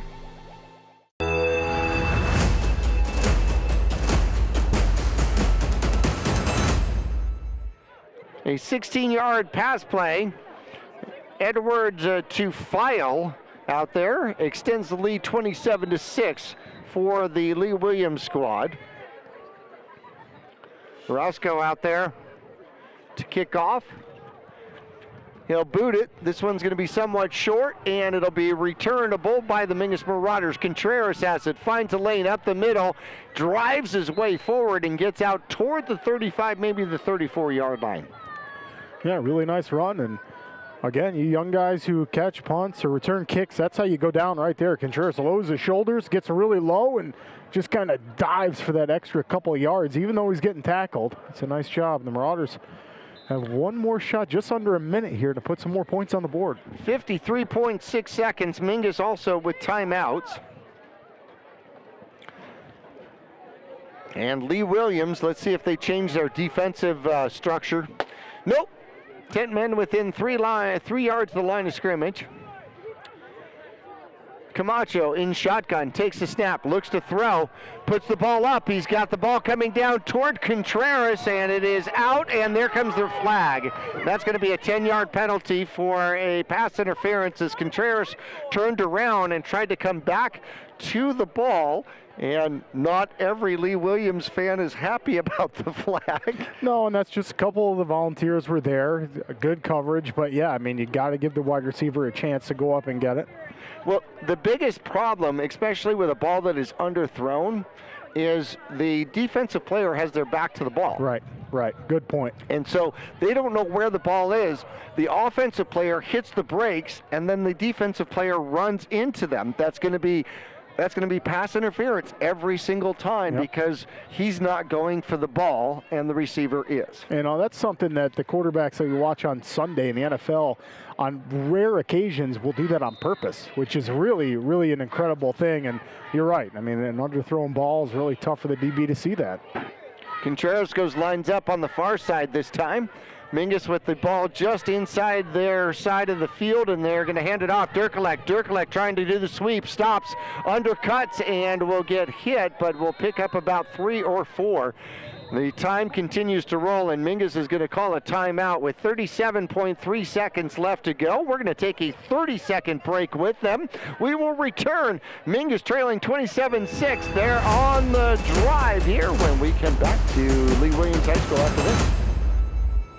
2 things we can count on every year: a new set of tax rules and great weather here in northern Arizona. Jackson Hewitt Tax Service, locally owned and operated by Lewis Rice since 1997, is here for you all year long. Your neighborhood Jackson Hewitt Tax Office will help you in all of your taxing situations. Electronic filing is always free with your tax preparation at Jackson Hewitt Tax Service. Get more in return. Call 1-800-234-1040 for an office near you.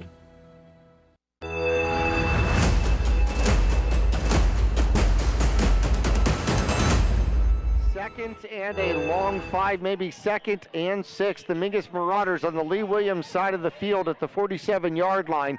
37.3 precious ticks on the clock left. Mingus trailing by 21, 27-6. Mingus will come out, see if they come out in a spread formation or if they go into their wing formation. They are in their wing formation once again.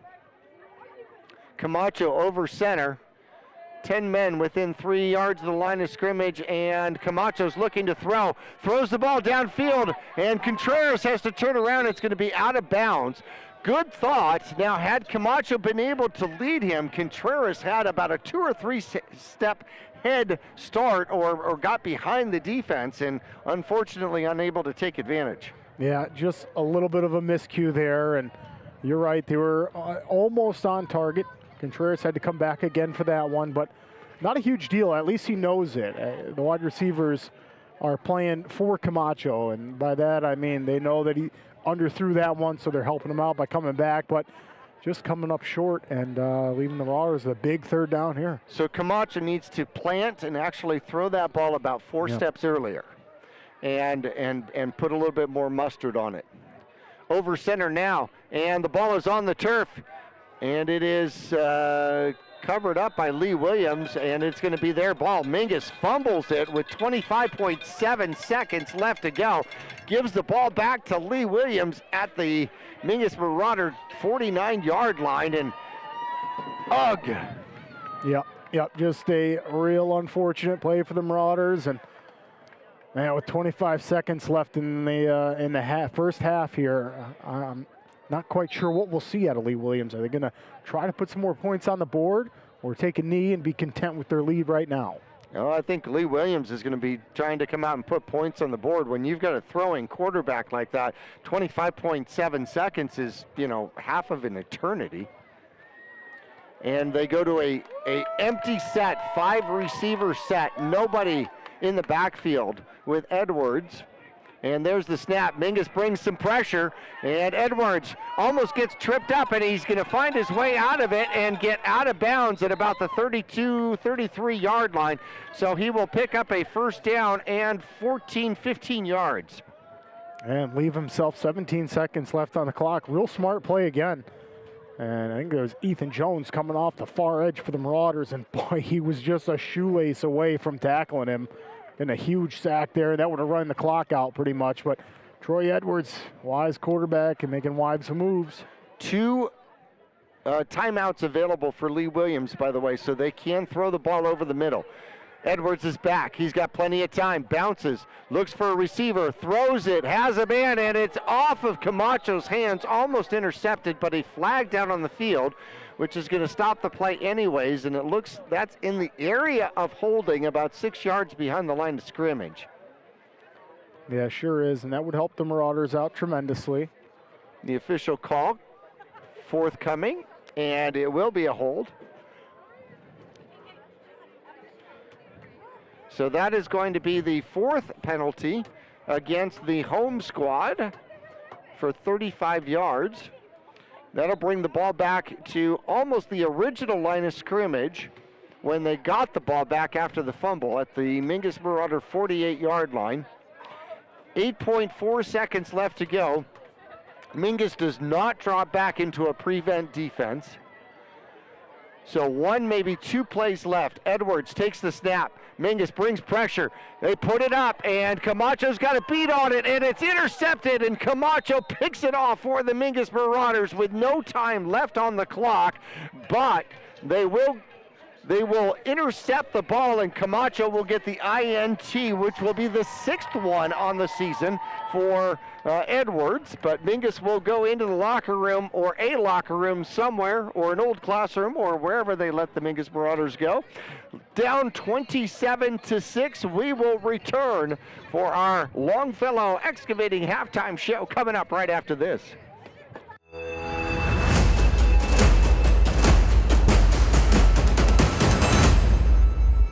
For 30 years, Roxu screen printers have provided Northern Arizona with clean, crisp, quality screen printing. They work with you to make the right choices in creating the right artwork and message to put forth your best image. Choose from brand name products and even fashion-forward designs, including caps, tees, sweatshirts, polos, and jackets. Make Roxu your choice for work and sports uniforms, workwear, resort wear, and more. Find out more at rokzootees.com. Roxu screen printers in Cottonwood, where clothing comes to... Starting in the late 1920s, Grandpa Gettle and his brothers laid the groundwork for what would become a family legacy. Almost 100 years and 100 patents later, Gettle's High Desert Mechanical continues to raise the bar of quality heating, cooling, and plumbing products and services in the Verde Valley. Call Gettle's High Desert Mechanical Heating, Air Conditioning, and Plumbing at 567-2200 or online at Gettle'sHDM.com, providing solutions for your comfort. Don't settle. Get Gettle's and go Marauders. All Price Insurance on Main Street in Cottonwood is your local insurance provider for personal and commercial insurance.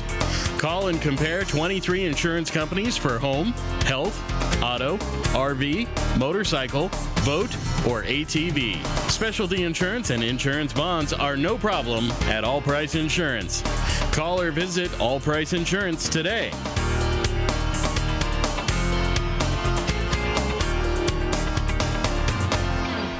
Two things we can count on every year: a new set of tax rules and great weather here in Northern Arizona. Jackson Hewitt Tax Service, locally owned and operated by Lewis Rice since 1997, is here for you all year long. Your neighborhood Jackson Hewitt Tax Office will help you in all of your taxing situations. Electronic filing is always free with your tax preparation at Jackson Hewitt Tax Service. Get more in return. Call 1-800-234-1040 for an office near you.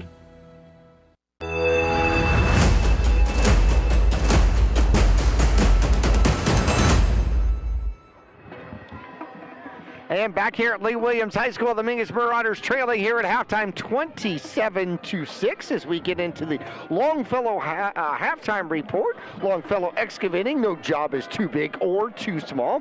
Longfellow Excavating does it all, from septic installation to drainage, greening, so much more. They'll even clear your property, which was awesome. Josh Longfellow, that's the person you want to give a call for a free quote. You can call him at 928-300-3792. That's 928-300-3792 here at halftime. Well, the Lee Williams squad took over and scored first with 8:16 left to go. Yoakum, a 7-yard run. And for a team that doesn't run the ball particularly well, Yoakum has been running the ball particularly well against the Mingus Marauders. Orozco had the extra point. It was 7-0. Then with 3:51 left to go, a 4-yard run by Camacho on 4th and 4 from the 4. And the Mingus Marauders scored. However, the extra point was blocked, and it was 7-6. 2:41 left to go, first quarter action still. A 3-yard run, second touchdown by Yoakum out there. And Orozco had the extra point, and it was 14-6. And then 9:01 left to go, second quarter. A 4-yard pass, Edwards to White. And the extra point was good. It was 21-6 at that point. 1:01 left to go, a 16-yard pass on a 4th down conversion. To File. Edwards finds File. The extra point was low and blocked. 27-6 here at halftime. So Mingus came back and matched Lee Williams, but then has not been able to get another drive put together here, Nick. No, I know, and it comes down to a few misfortunate bounces and maybe even some penalties in there too, Jackie. It's that whole kind of coulda, shoulda, woulda scenario, because if the Marauders wouldn't have fumbled on a couple of those drives, they had some momentum going up. One of our drives, we were able to overcome penalties and put our sole touchdown on the board. We had to overcome quite a bit of penalties for that one. But no, I mean, if the Marauders can clean up their game a little bit, get rid of some of these false starts. We've seen a lot of those tonight from the Marauders, which is a little out of character this late in the season. And then ball protection, that's huge. If we can get a drive going like we did on this last time and not turn the ball over, then you never know. This may be a whole different game. Oh, TOs are just, I mean, they're killers. Turnovers are definitely killers. Mingus came into this game tied at a flat 0. Takeaways and turnovers at a turnover ratio of 0. And unfortunately, have given up the ball twice. They've taken it away on the last play of the first half here. So they're -1 in the game, so to speak. They have only had 2 stops on Lee Williams here in the game. One, a 4th down punt, and then, of course, the takeaway here at the end of the game, which was a all-or-nothing throw downfield here by Edwards. All right, here at halftime, 27-6, Lee Williams, the Volunteers on top over the Mingus Marauders here for Senior Day in Kingman, Arizona. A rare November chilly game out here. We will take a break here in the Longfellow Excavating halftime report, and we'll return for individual stats coming up after this.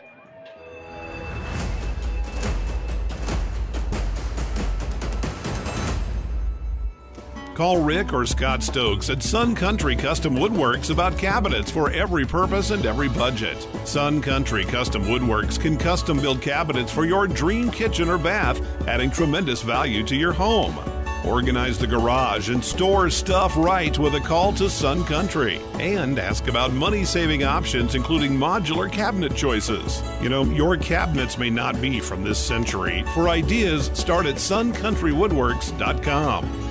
I'm Chris. And I'm Tandy, owners of Taylor Waste. We're homegrown in the Verde Valley and nearly your last local choice. We want to be your first choice for residential and small business garbage service. Get a free month service when you make the switch to Taylor Waste. And enjoy monthly service as low as $16 per month. Visit TaylorWaste.com for more information. Or to start service, call Taylor Waste at 649-2662. Taylor Waste, service tailored to your needs. Yavapai College has many degree and certificate programs to get you on track to a rewarding, well-paying career in a variety of industries such as healthcare, manufacturing, construction, elementary education, and art. Fall semester starts on August 15th, so there's still time to register. Visit us online today at yc.edu/admission to connect with your future career. Yavapai College has many degree and certificate programs to get you on track to a rewarding, well-paying career in a variety of industries such as healthcare, manufacturing, construction, elementary education, and art. Fall semester starts on August 15th, so there's still time to register. Visit us online today at yc.edu/admission to connect with your future career.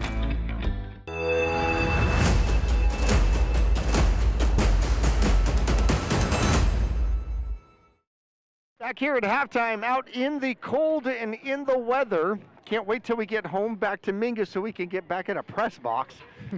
Right.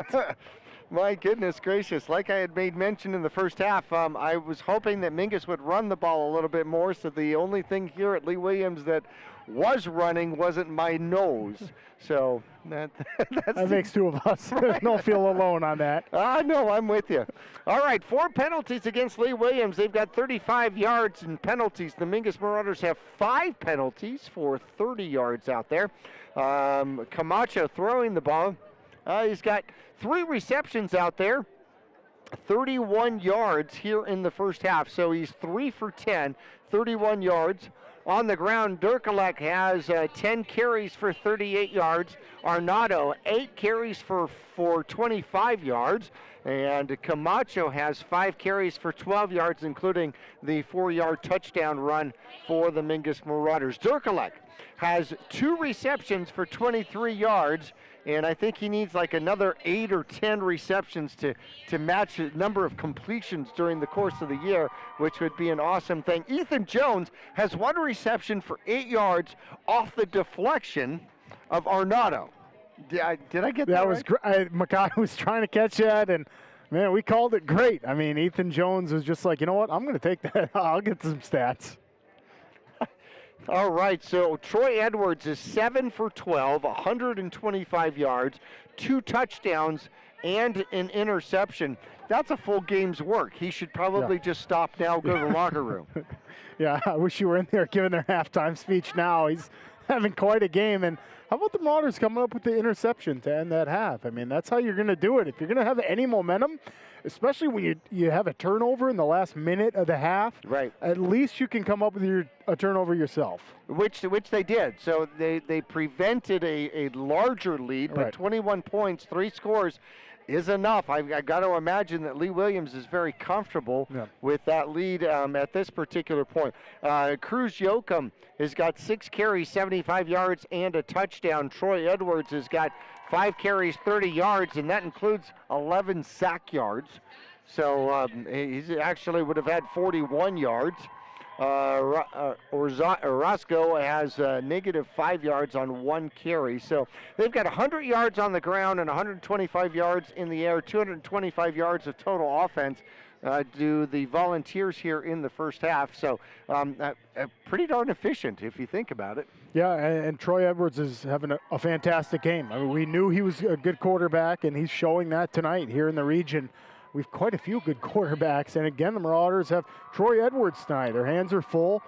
Troy Edwards has made some great plays, obviously through the air, but not only that, with his feet too. Towards the end of the half, trying to save some clock. He does a really nice job of not seeing anybody open, takes off downfield, and gets out of bounds to stop the clock for his team. So that's just really, really wise quarterback play. Yeah, and 17 yards. I mean, that's those are field shifters. Right. You know, I mean, those are chunk yards. It allows you to use something else in the playbook for sure. I mean, you're taking away chunks of field, and he's doing that with his feet. And then you got to be careful, because if you don't have really good coverage, which the Marauders had on those plays, then he's going to do it through the air. Right, exactly. So, it's almost the lesser of 2 evils when you give up 17 yards, on that kind of a quarterback run. But mind you, it's also a play where you've got, 5 receivers out there, 4 receivers out there, and just everybody's going deep. It's all 20, 25-yard routes. So that means that the secondary is collapsed. The linebackers don't exist anymore because the last remaining one blitzed, and is now no longer in the play. So it leaves a big 20-yard field for you to go before you run into anybody. Yeah, and that's a couple adjustments Marauders are going to have to make. They're going to have to clean up and tighten up on that. Well, we're going to get into second half adjustments coming up here in just a minute. We're going to take another break during the Longfellow Excavating halftime report. It is senior night out here tonight at Lee Williams. It's that time of the year, that time of the season. We will return to the home of the Volunteers after this.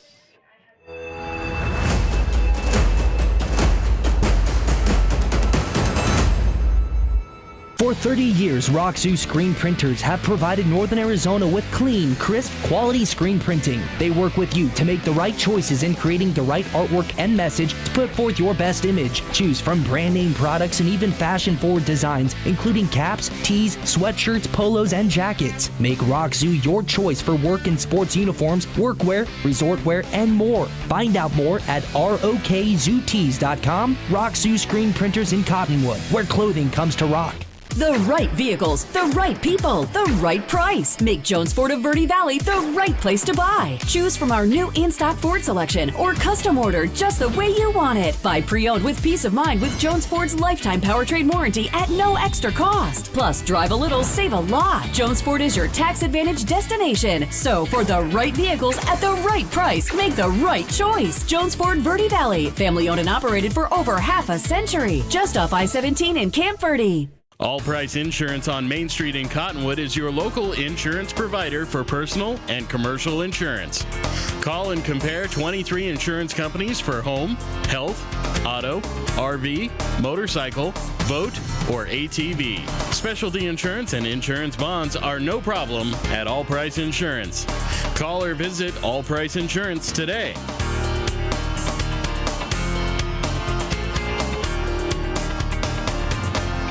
Starting in the late 1920s, Grandpa Gettle and his brothers laid the groundwork for what would become a family legacy. Almost 100 years and 100 patents later, Gettle's High Desert Mechanical continues to raise the bar of quality heating, cooling, and plumbing products and services in the Verde Valley. Call Gettle's High Desert Mechanical Heating, Air Conditioning, and Plumbing at 567-2200 or online at GettlesHDM.com, providing solutions for your comfort. Don't settle, get Gettles, and go Marauders!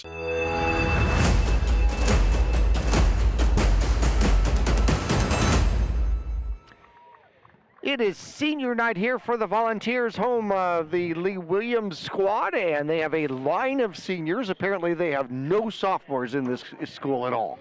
Yeah, it's great to see the seniors walk with their families. It's always a special night, and I was fortunate enough, Jackie, at my senior night, which we'll talk about when the Marauders have theirs.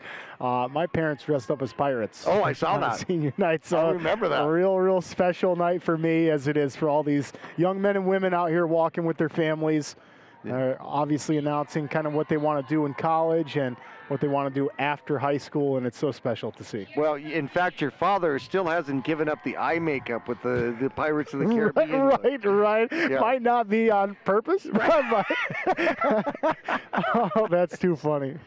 Don't tell Vinny. No, definitely not. All right. If you're listening, put your earmuffs on.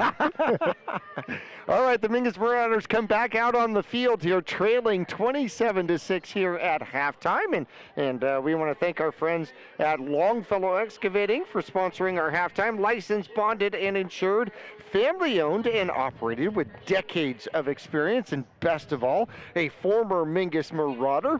You can call Josh Longfellow for septic installation, drainage, grading, and so much more. If it has anything to do with excavating, call Josh Longfellow at 928-300-3792, and I'm hoping that we might be able to get him to the cave for the last game of the season, senior night, and get a chance to talk to Josh Longfellow on the air. And lots of things going on. 1A, 2A, 3A already in playoffs. Yeah, and we'll just kind of jump right into 1A.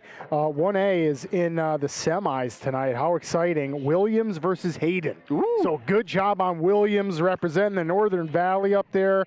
Then Muggion versus St. David is the other game in that 1A bracket. So they're already boiling down to the state championship qualifiers, really. say. That's a quick season. And then for our 2A division, Camp Verde takes on Santan Charter tonight. So Camp Verde into the playoffs, and they're at the number 8 seed. So great to see those Northern Arizona high schools into the playoffs, and we obviously wish Camp Verde best of luck versus Santan. We'll try to get you some sort of a scoring update if we can, but another marquee matchup. Scottsdale Prep, always been a big 2A, good 2A school. They're up against Gilbert Christian tonight. And then we make our way to 3A. 3A, we'll go through these games because it's the beginning of playoffs for them. Benson versus number 1 Thatcher, then Mojave versus Valley Christian. And then how about number 12 Payson versus Paradise Honors at number 5. Paradise Honors is a really good school. That program is fairly new, and they've had a lot of success over the last few years. Especially in softball. Yeah, right. Yeah, a couple different sports. So Payson is up against Paradise Honors tonight. Then Blue Ridge versus Sholo. How about that matchup? That's a rivalry game right there. I'd love to be calling that one. There is going to be blood left on that field somewhere. Yeah, I guarantee you. And then we have ALA, West Foothills versus Bush Ridge, Florence Round Valley, Sabino versus Santan Foothills, Monument Valley versus Eastmark. So that's your 3A AIA playoff bracket right there. So best of luck to Payson, who we played earlier this season. And then same with Camp Verde. So Sabino goes from a 4A squad that Mingus beats in the title game, state title game in 1997. Okay, 4A powerhouse year after year after year. And then they go to 3A and just continue to be this powerhouse that is always in the playoffs every single year. Now, they haven't won it in a while because teams like Thatcher are like, wow, or 3A schools, especially the Blue Ridge schools and White Mountain schools have always played well, and some of the Christian schools in the 3A division are just well above their division. I mean, we can speculate on all those moves too. Like you're right. We could have a whole off-topic conversation on that. And what it does to me is gives me a lot of pride being a Marauder. Because we have stuck in that 4A division. Through our low population, through the higher populations we've had, we've always been a 4A football team. Right. We've played the toughest schools that we can, and we've always been in the battles. When we're in the playoffs, we're going to go against these top teams in 4A. So I appreciate that a lot. Well, certainly. Grand Canyon region up for grabs out here. Bradshaw, the inside track. Bradshaw taking it to the Eagles here at halftime, but they are going to have to contend with this Lee Williams squad next week at Bradshaw, so they'll have home field advantage, which will certainly help them. Yeah, and for all intents and purposes, if Lee Williams can come away with a victory here, as they're already up on the Marauders at halftime, next week, Lee Williams versus Bradshaw could very well be a potential Grand Canyon region title game. Right. Depends on how many points, swing Bradshaw's direction. They may have clinched it, but there's hope for Lee Williams in the fact that if they can walk away with a win tonight, they could very, very much be going into a Grand Canyon title game next week. And it could come to play here that that Bradshaw hasn't played any 3A teams, and Lee Williams has. So whether or not the 4A division record plays a role in who would be a tiebreaker, or if it's going to come down to a tiebreaker of which team is higher rated by the AIA. Well, I mean, that could be the tiebreaker as far as who ends up winning the region for the Grand Canyon. So now you get a team like this, and Lee Williams is already playing for its playoff life and has already started. Unfortunately, starts this game at number 20. The Mingus Marauders sitting at 25. Those are 5 huge points. Yep. But the biggest problem is you're going to have to be at number 14 because Thunderbird can win their division and not make it in on power points. Carl Hayden could win their division and not make it in on power points. And those two teams are going to go to playoffs 15 and 16 at some particular point, which means that if you're relying on your power points, you've got to be at least 14. And the top team in the Grand Canyon region, which is Bradshaw, is only sitting at 11. Right. It's win out. For a lot of these teams, Lee Williams is a good example tonight. They need to win out. If you're going to win region and have a chance of making it into the playoffs, you need to win out. Same for Prescott. Same for Bradshaw's got to do the same thing. They got to take care of business. And I wish we were having that same conversation about the Marauders. Now, there's crazy chances if the Marauders can pull up a huge upset in the second half. We could speculate on that for a while, on what needs to happen perfectly for the Marauders to get a spot in the playoffs. Chances are looking slim at this moment. But like we talked about in the pregame, Jackie, it's so nice to be able to have that conversation again. Yeah. We've gone through some rebuilding seasons. No hiding that. Every program does. And now we've finally taken that corner, 5 wins on the year so far. And Coach Montebias has got this Marauder squad looking good, up against a tough Lee Williams team tonight and down 27-6 at halftime. Well, you know, you've got Coach Montebias, you've got Coach Vaca over here, you've got Coach Midkiff, and, you know, these players, these coaches grew up in Mingus Marauder tradition, and a tradition is when you had a bad year, you were 5-5 or 6 or 4. Right. Okay, that was a bad year for Mingus Marauder football. That was a down year. That was, sorry guys, we had 8 starting sophomores. Yeah. That was a down year for the Mingus Marauders, and so, you know, getting back to that is going to be huge. And Mingus has got some understudy coming up, some sophomores that this coaching staff, this announcer is really excited about. I mean, you've got, you know, players like Stokes coming up for next season, a whole offensive line that is going to come up together, that is all going to be juniors at the same time. Oh my gosh, right. What a concept. Right, how exciting. And that's where the rebuilding these programs come into play. Every few years you do have a lax in seniors and a lax in juniors who are playing sports, you know, if you have it. And it's just nice to see the Marauders finally turn that corner and, again, be competitive. Last week we had our first win in the Grand Canyon region in 3 years. That's huge. Yep. It speaks a lot to how good the Grand Canyon region plays. Especially now, all of our Grand Canyon region teams are kind of on the back burner for the 4A playoffs. Mm-hmm. Nonetheless, they're there. It's not like we have front-running teams. These are tough games in the Grand Canyon region. Nice to see that.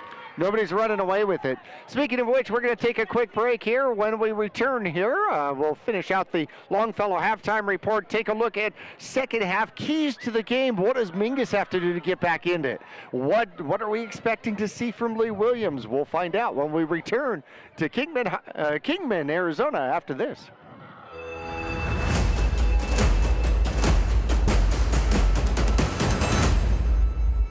For 30 years, Roxu screen printers have provided Northern Arizona with clean, crisp, quality screen printing. They work with you to make the right choices in creating the right artwork and message to put forth your best image. Choose from brand name products and even fashion-forward designs, including caps, tees, sweatshirts, polos, and jackets. Make Roxu your choice for work and sports uniforms, workwear, resort wear, and more. Find out more at rokzootees.com. Roxu screen printers in Cottonwood, where clothing comes to rock.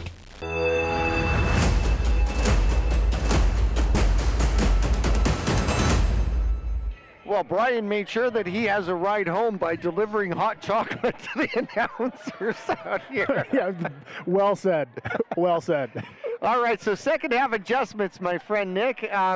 Once again, congratulations on your first game doing play-by-play last week. Did you have fun with it? No, most certainly did. Most certainly, and of course it was against the Flagstaff Eagles, big rival. So, of course, I was pumped. I mean, you don't have another option. You're seeing everybody walk around in their beat flag shirts, so it was a real fun atmosphere, and I appreciate the opportunity, and I'm glad I could fill your footsteps there for a game. Camacho's going to kick off for the Mingus Marauders. What does Mingus have to do to get back in this game? Well, I really like to see us clean up the penalties and turnovers. Right off the bat, it could be a game changer for the Marauders.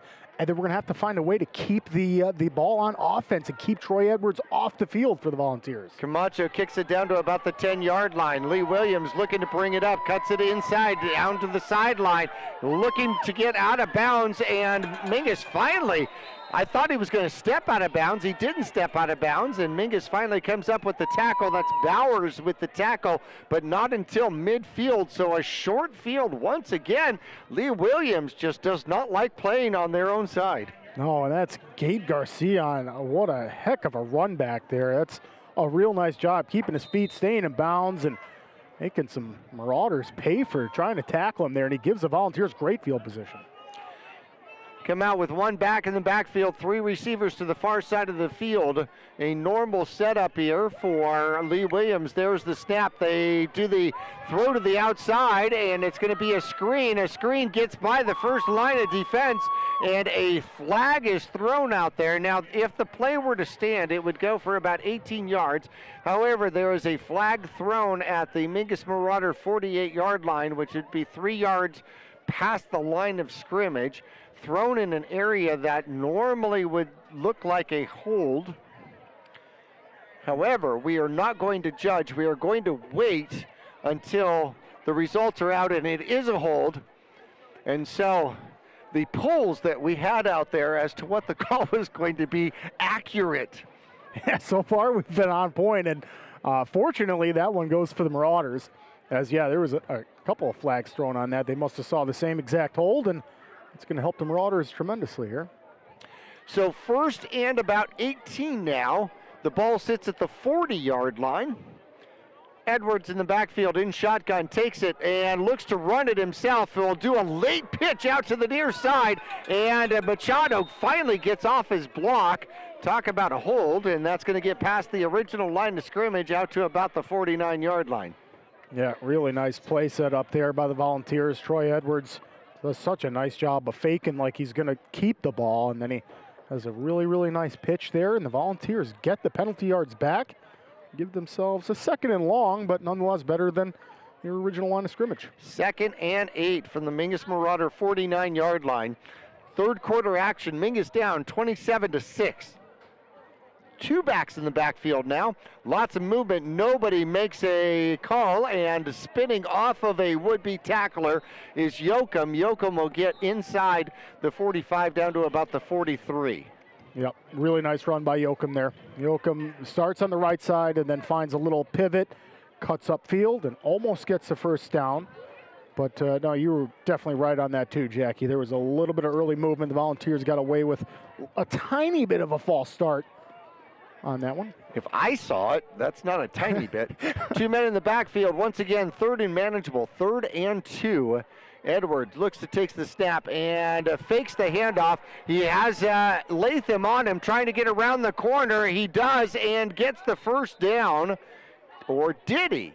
They're going to mark him short. And that is going to bring up a 4th and real short. And he's arguing out there with the spot, saying that he had the ball out there, but nonetheless, Mingus holds defensively and brings up the 4th down. Yeah, how about that? That's a generous spot for the Marauders, and an even bigger compliment for Isaiah Latham, the big guy, chasing down Troy Edwards and making him go out of bounds before he can get that first down. Now, can Mingus, it looks like Lee Williams is going to go for it, obviously, here at the Mingus Marauder 41-yard line.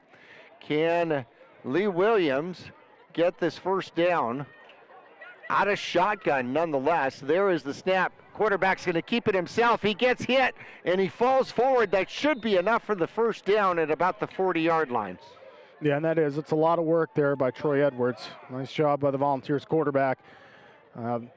He had an option out of the shotgun, like you mentioned, and that's you don't really see. That's pretty unorthodox for a 4th and a half a foot. Right, exactly. That's a lot of faith in the fact that you could run the ball from that point.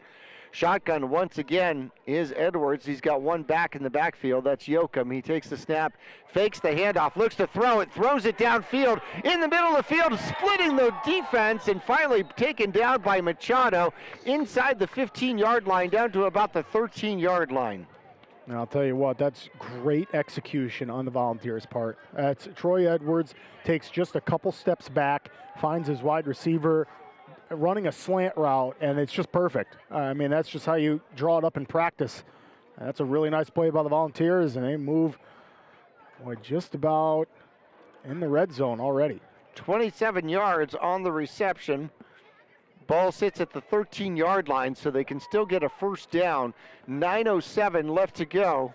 Running back changes sides, comes to the right side of the quarterback. Edwards slaps his hands, looks, throws, has the ball out to the outside, breaks away from 1 tackler, down to the end zone, and into for the touchdown, or are they going to call it no? I have not seen a touchdown side. There is a flag out on the field, on the far side of the field, right around the 10-yard line. And Edwards came off the field all pumped up with his third touchdown pass of the game, and no. It's going to be taken away with the penalty. Another hold out there for the Lee Williams squad, who is now starting to rack up some of these penalty yards. That's 20 yards of penalties just in this drive. It's going to make it 1st and 15 from about the 17-yard line now. The refs are calling this one really, really tight. We've seen a lot of these false starts and holding calls tonight. Except the false start that I saw. They didn't call that one. One man in the backfield. 3 receivers to the near side, the wide side of the field here for Edwards. Takes the snap, surveys, throws, has a man to the far side, open field tackle, and a good tackle. They're going to get the penalty yards back, and it is going to make it 2nd and maybe 7 out there. And you could tell that was Dirkelek on the tackle from a mile away. I mean, what a great open field tackle, and I wonder if Dirkelek wrestles, and if he doesn't, he should, because that's phenomenal. Wide receiver thinks he's going to break it to the inside, and Dirkelek just slams him down. Good tackle out there, but 2nd and 5 from about the 9-yard line. Quarterback comes to the near side, throws the ball up deep in the back of the end zone, cannot come down with it. Intended for number 6 out there, Gabe Garcia. Boy, that Gabe wants that one back for sure. That's a couple, Jackie, that we've seen hit Gabe Garcia in the hands, and maybe he needs a few of these hand warmers that we have up here. No, thank you. That's going to leave the Marauders in a better situation, obviously. They're still trying to hold the Volunteers from scoring again. It is definitely 4-down territory, but 3rd and a long 5 from the 9-yard line. Edwards looks to take the snap in shotgun. One back behind him, takes the snap, pretends to hand it off, and he's going to run it to the right-hand side. He'll get the first down, dives for the marker, and touchdown. And just like that, Edwards rumbles in for the 9-yard touchdown. Man, that's a long drive, too. The Volunteers able to kill a couple minutes off the clock. And their opening drive, that's a really nice job by the Volunteers, and they extend their lead now 33-6 with an extra point coming.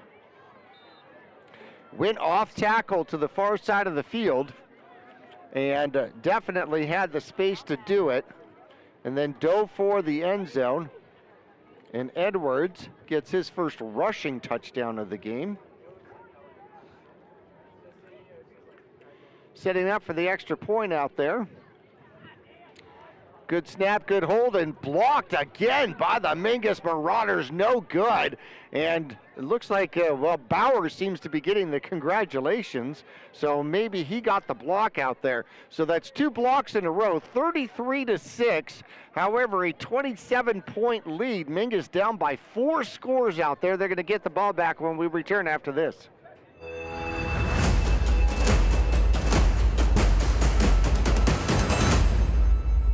For 30 years, Roxu screen printers have provided Northern Arizona with clean, crisp, quality screen printing. They work with you to make the right choices in creating the right artwork and message to put forth your best image. Choose from brand name products and even fashion-forward designs, including caps, tees, sweatshirts, polos, and jackets. Make Roxu your choice for work and sports uniforms, workwear, resort wear, and more. Find out more at rokzootees.com. Roxu screen printers in Cottonwood, where clothing comes to rock.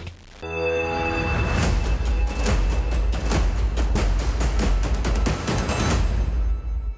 right, somebody in the cheer squad has a birthday because they're singing happy birthday to her. I don't know which one, but it's probably the one that's the most red out there. And speaking of red, the team in red, the Lee Williams Volunteers going to kick off, and they're going to kick it off deep. This one is going to go toward Dirkelek. Dirkelek takes it inside the 10, tries the right-hand side, full speed ahead, spins off a tackler and down, and then got hit late, but owned by his own man.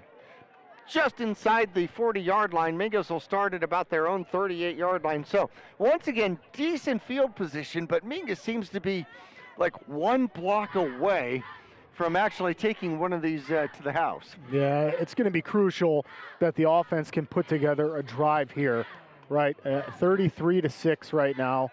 It's just under 8 minutes left in the third quarter. So the game is definitely not over. But for it to be not over, you got to keep Troy Edwards off the field as a quarterback, I should say, and get some points on the board if you're the Marauders. Mingus sends 2 receivers to the near side, 1 to the far side, 1 back in the backfield for Camacho.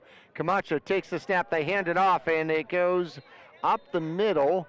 So Mingus trying to spread it out and then run it with Arnado, and he'll get back to the line of scrimmage, and maybe that's about it. Yeah, nice job by the Volunteers up front there. And that was big number 62, Drayden Allen. Drayden Allen's had a heck of a game for the Volunteers, and the big guy coming up with a big stop there. Arnado now still has 25 yards on 9 carries in the game. 2nd and 10 from the 38-yard line. Camacho waiting for the snap, takes it, looks to throw, has a little bit of time, throws the ball downfield, and it's complete for the first down. A good slant pattern out there, and Contreras, it's been a while since he's gotten one, and he picks up 14 yards in the first down. How about that air game from the Marauders? Love to see Camacho that comfortable in the pocket. And that time, I know you called it out a little bit earlier in the game, Jackie, where you got to plant those feet.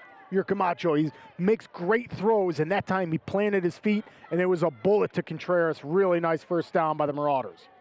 Well, when you're not throwing off of your pinky toe, takes the snap, looks to throw once again, throws the ball, in and out of the hands of a defender, and somehow on the way to Machado, he threw that one hard, and Lee Williams thought they were going to pick that one off. Yeah, I wonder if Camacho can hear us up here. He says, all right, I'll throw it even harder. A really nice throw again, trying to get it into a tight spot.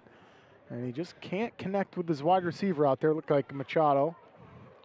Uncharacteristically, Mingus using the middle of the field to throw the ball. Spread it out once again. Actually, they go into a wing formation now. 2nd and 10 from the Lee Williams 47-yard line. Camacho plants, throws the ball up, coming back for it is trying to get back to the ball is going to be Contreras, and it's once again short. Had a step on the defender once again if Camacho was able to put a little more air underneath that ball. Yeah, air most certainly accurate there. And Contreras really, really wishes that ball was up in the air another few feet because he definitely burned his defender. He would have, if that ball would have gotten him, that's a touchdown all day long. So 3rd and 10 from the Lee Williams 47-yard line. Lee Williams brings a man on late, and it looks like we're going to get a timeout by Mingus, interesting enough. So with their timeout, we're going to take a break. 3rd and 10, Mingus with the ball, trying to drive, trailing 33-6. We're back after this.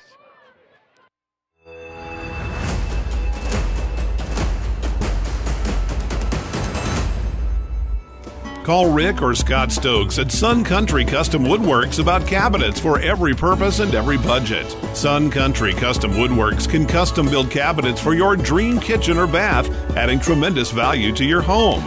Organize the garage and store stuff right with a call to Sun Country. And ask about money-saving options, including modular cabinet choices. You know, your cabinets may not be from this century. For ideas, start at suncountrywoodworks.com.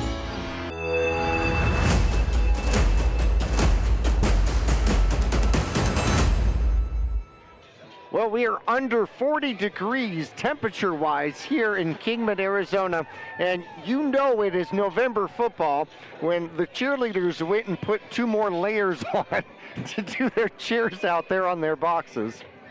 Yeah, it's just about freezing up here, and at least we're not in Prescott. I've had some nightmare games in Prescott where it's below freezing, and we're almost there, I guess. So I shouldn't have said anything. No, that's true. That's true. At least we have the home game against Prescott next week. But right now, 6.5 minutes left to go, third quarter action. Mingus with the ball. They got one receiver to the near side, and they are going to hand it off. It's going to be Machado. Machado trying to get the corner. He's got the corner, and taken down by the helmet. And he will gain 1 or 2, and that's about it. That's going to bring up a 4th down and a long 8, perhaps, out there. Maybe 9. So they're going to set the ball at the 46-yard line. So do you punt and try to drive Lee Williams back, or are you at a point down 33-6 that you just got to go for it?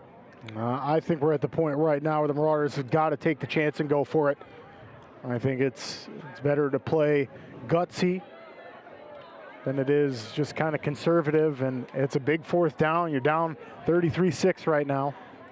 And they're going to hand the ball off. Durkalek cuts it up underneath, and he is not going to get there. He'll pick up about 3 or 4, but Mingus will turn the ball over with the ball at about the 42-yard line. Mingus has made 2 4th down conversions and has been unsuccessful on 2 4th down conversions. And Lee Williams with the 4th down conversions too tonight. It's nice to see the teams going for it. And really support the Marauders. Coach Montabaya's on that last one. I know Durkalek didn't quite get there, but nonetheless, you got to try to play to win, and that's what the Marauders are continuing to do. Here come Edwards and the team in red going from left to right across your radio dial. They've got a 33-6 lead. 5:44 left to go in quarter number 3. 3 receivers to the near side. Edwards out of shotgun. Looks to take the snap and awaits. There it is. It's over his head. It's on the ground, and it is covered up. It'll be a big loss out there as Yoakum gets on the ball, and that was the first mistake that I've seen Edwards make here in this game. Yeah, Coach Stefan's not going to be happy with that with his Volunteers, and we're starting to see a little bit of sloppiness with the penalties, and now that snap from the Volunteers, and I'll tell you, the Marauders have got to take advantage of that. 13-yard loss on the fumble. At least they did not turn it over. Mingus, I think it was Jones out there. His eyeballs were about as big as ostrich eggs when he saw that ball on the He almost got it, too, almost. So 2nd and long, 2nd and about 23 now. Edwards puts a man in motion. Takes the snap behind him, waits till he stops, and he's now going to throw. He's going to throw the little screen to the near side, and catching him from behind is going to be Contreras. Machado gets a hit on him as well, and that's going to be File with the reception. Wow, that's a big hit there, Jackie. I'm pretty sure that Machado got away with a little bit of a head contact hit there. It was a big hit. Obviously, the refs saw it as clean, and my point of view is not the best, but nonetheless, Machado laying a big hit out here. I was more concerned on whether or not Contreras had his hand inside on the horse collar in regards to the hit. Nonetheless, File his first reception of the second half. Edwards takes the snap, 3rd and about 14. He steps way back, throws the ball up. He has it in traffic, and it is broken up. Number 2, the intended receiver, number 2, breaks it up. That's going to be intended for Devin White. 3:57 left to go, and Mingus forces a 4th down situation out here. Yeah, and absolutely love it. All you young defensive backs there, I mean, take notes on Camacho on that last play. Camacho sees the ball go up in the air. It's a really nice throw by Troy Edwards up the sidelines. He can't quite tell if the wide receiver is going to be able to catch it. So what Camacho does is just jump up and put his hands in the face and in the way of the wide receiver. Really, really smart play there by Camacho. Good, real good coverage out there by Machado, by the way. Now Camacho's back for the punt. Mingus comes after it. A big punt and a fair catch called, and Camacho loses it, puts it on the turf, and it goes out of bounds. Second time we've seen a fumble go out of bounds. Camacho went back to catch it over his shoulder and didn't come down with it clean. Mingus will get the ball back at the 19-yard line, but man, saved themselves, the ball going out of bounds saves Mingus from a huge potential turnover. Yeah, and I'll call him lucky on that one too, but at the same time, you saw Camacho look and have a couple words with the referee after that one too, because when you call for a fair catch, you're supposed to get a clean shot at catching that, and he definitely had a volunteer right on his tail So I think that's might have been what he was saying to the referee, but nonetheless, got away lucky with that one. Goes up under center, Camacho that is, and will hand it off. It's going to be Durkalek. Durkalek goes right off tackle. A good run, though. Puts his head down and just kept rolling, and it's going to be at least 3 or 4. Yeah, they're going to give him 4. And so Durkalek now has 45 yards on 12 carries out there. A couple of receptions to go with it. Second and, they are going to give him 5 on it. So 2nd and 5 out there for the Mingus Marauders. There's the snap, and it comes this way. Here comes Machado. Machado racing for the edge, will get out of bounds, and should have a first down with that. Let's see where they mark it. Yeah, most definitely going to be a first down for the Marauders. So Machado, that was the misdirection that you were talking about here at halftime during the Longfellow halftime report. Trying to throw a different look out there and a different twist, and Machado has now got 2 carries for 8 yards, and that was a good one.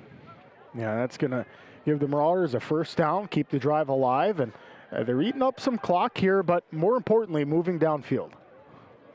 Points are the most important thing for the Mingus Marauders. The ball at the 30-yard line, 31-yard line, man in motion, and it's going to be the second back going the opposite direction. There's Durkalek with a first down and more as he gets across midfield, and how about that? The young man picks up at about 18 yards and gets it to midfield. Yeah, I love to see it. Nice job by Wallowitz, and you hear Hernandez there opening up a great hole. And by great, I mean as good as you can against these big Volunteers. And yeah, Durkalek showing off that speed that we know and love. Well, it's not so much that they are big. It's just that every Volunteer on this field is athletic. Right. Nobody's got super size of, 300 pounds or anything like that. Right up the middle goes Arenado. Arenado's breaking free. He's at the 20, the 10, touchdown right up the middle. How about the trap for the touchdown? And that one goes for 49 yards. I may stand corrected. He might have been touched right in the beginning of that, but that was almost clean. Makai Arnuato busts out of there like a cannonball out of a cannon. Well, we know one thing for sure, he was breathed on as he went through the line. For sure breathed on now, but nonetheless, how about that? So after complimenting the offensive line, they open up a hole that you can drive a truck through. Well, then keep it up. Yeah, right. Nice job there by those guys, and Makai Arnuato owes them some kind of drink or snack on the way home for that touchdown. Yeah, whatever's in the cooler for the post-game show. All right, so Hernandez comes in for the extra point, 33-12, 2:26 left to go, and it's going to be a fake, and it goes up. It's thrown into the end zone, and did he come down with it or no? He did not. The intended receiver out there, I think, was Dixon, and Durkalek took the snap, turned around, threw the ball up. It was there, but then it wasn't. So 2:26 left to go. 33-12 remains the score. Mingus to kick off. When do you go to onside kicks? I don't know. We'll find out when we get back after this.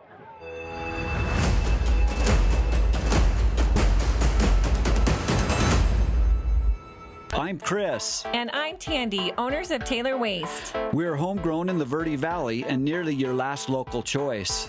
We want to be your first choice for residential and small business garbage service. Get a free month service when you make the switch to Taylor Waste. And enjoy monthly service as low as $16 per month. Visit TaylorWaste.com for more information. Or to start service, call Taylor Waste at 649-2662. Taylor Waste, service tailored to your needs.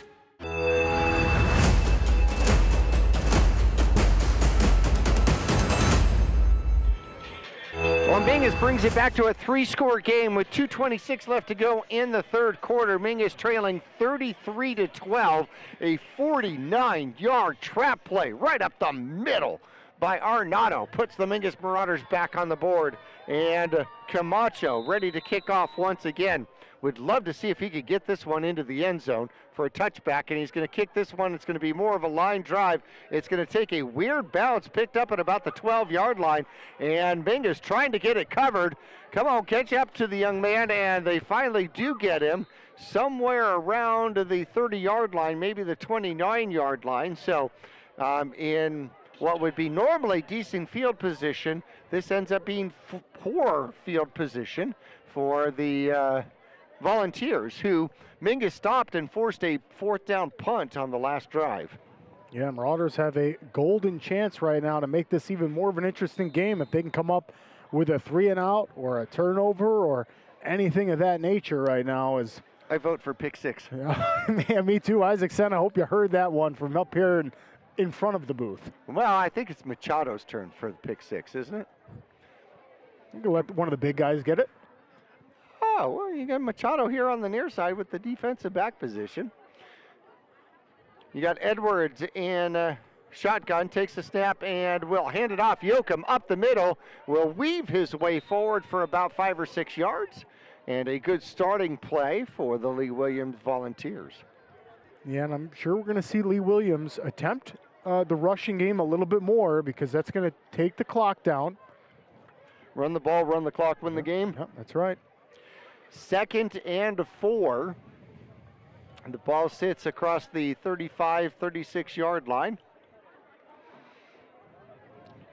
Edwards switches the back from right to left. Takes the snap and goes to throw it, throws it up underneath. Mingus trying to contain it. Camacho in pursuit and around the corner and down the sideline goes File. File is finally hit and thrown out of bounds, but not until he gets inside the 20 down to about the 15-yard line.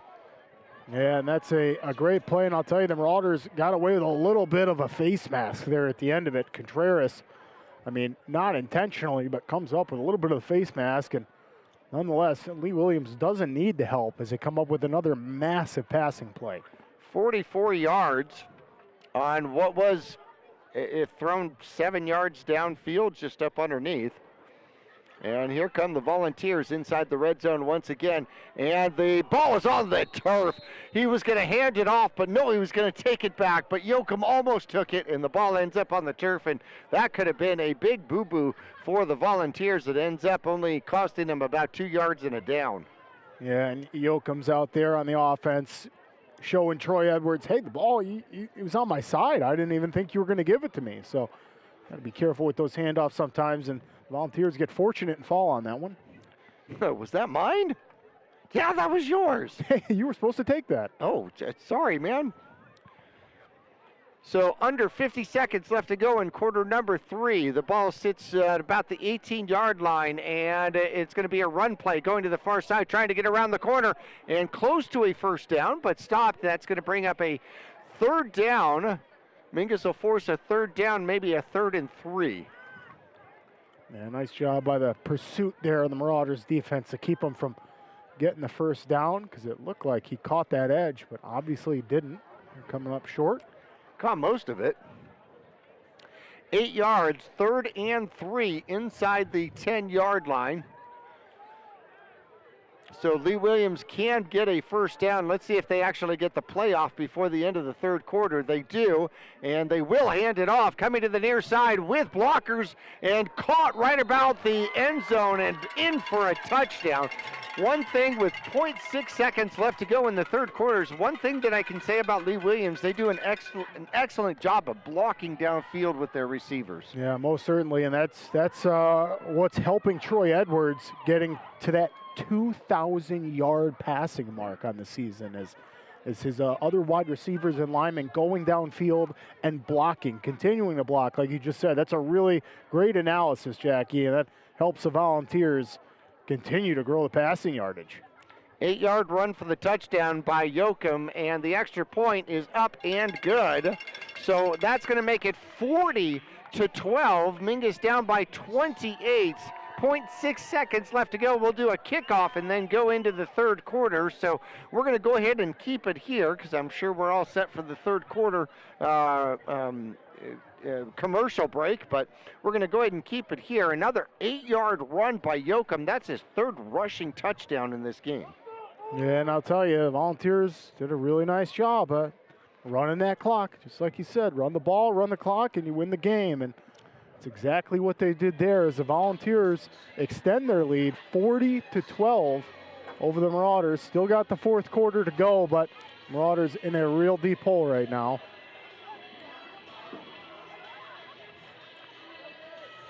So the Mingus Marauders need a run back. And if they can get, I don't think we've had a run back for a touchdown yet this year. Kickoff return for a touchdown? No, and that'll be the best 0.6 seconds the Marauders have had if that's the case. Well, we officially have a vote for a run back for a touchdown.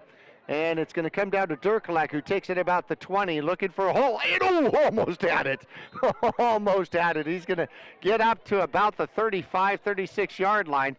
And you can tell that that one hurt, because all of a sudden the red shirts that caught him just kept going forward with him, because Durkalek was going full speed on that one.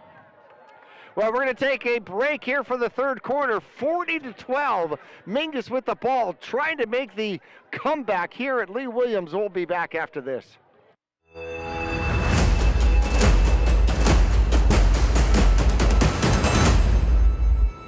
Two things we can count on every year: a new set of tax rules and great weather here in northern Arizona. Jackson Hewitt Tax Service, locally owned and operated by Lewis Rice since 1997, is here for you all year long. Your neighborhood Jackson Hewitt Tax Office will help you in all of your taxing situations. Electronic filing is always free with your tax preparation at Jackson Hewitt Tax Service. Get more in return. Call 1-800-234-1040 for an office near you.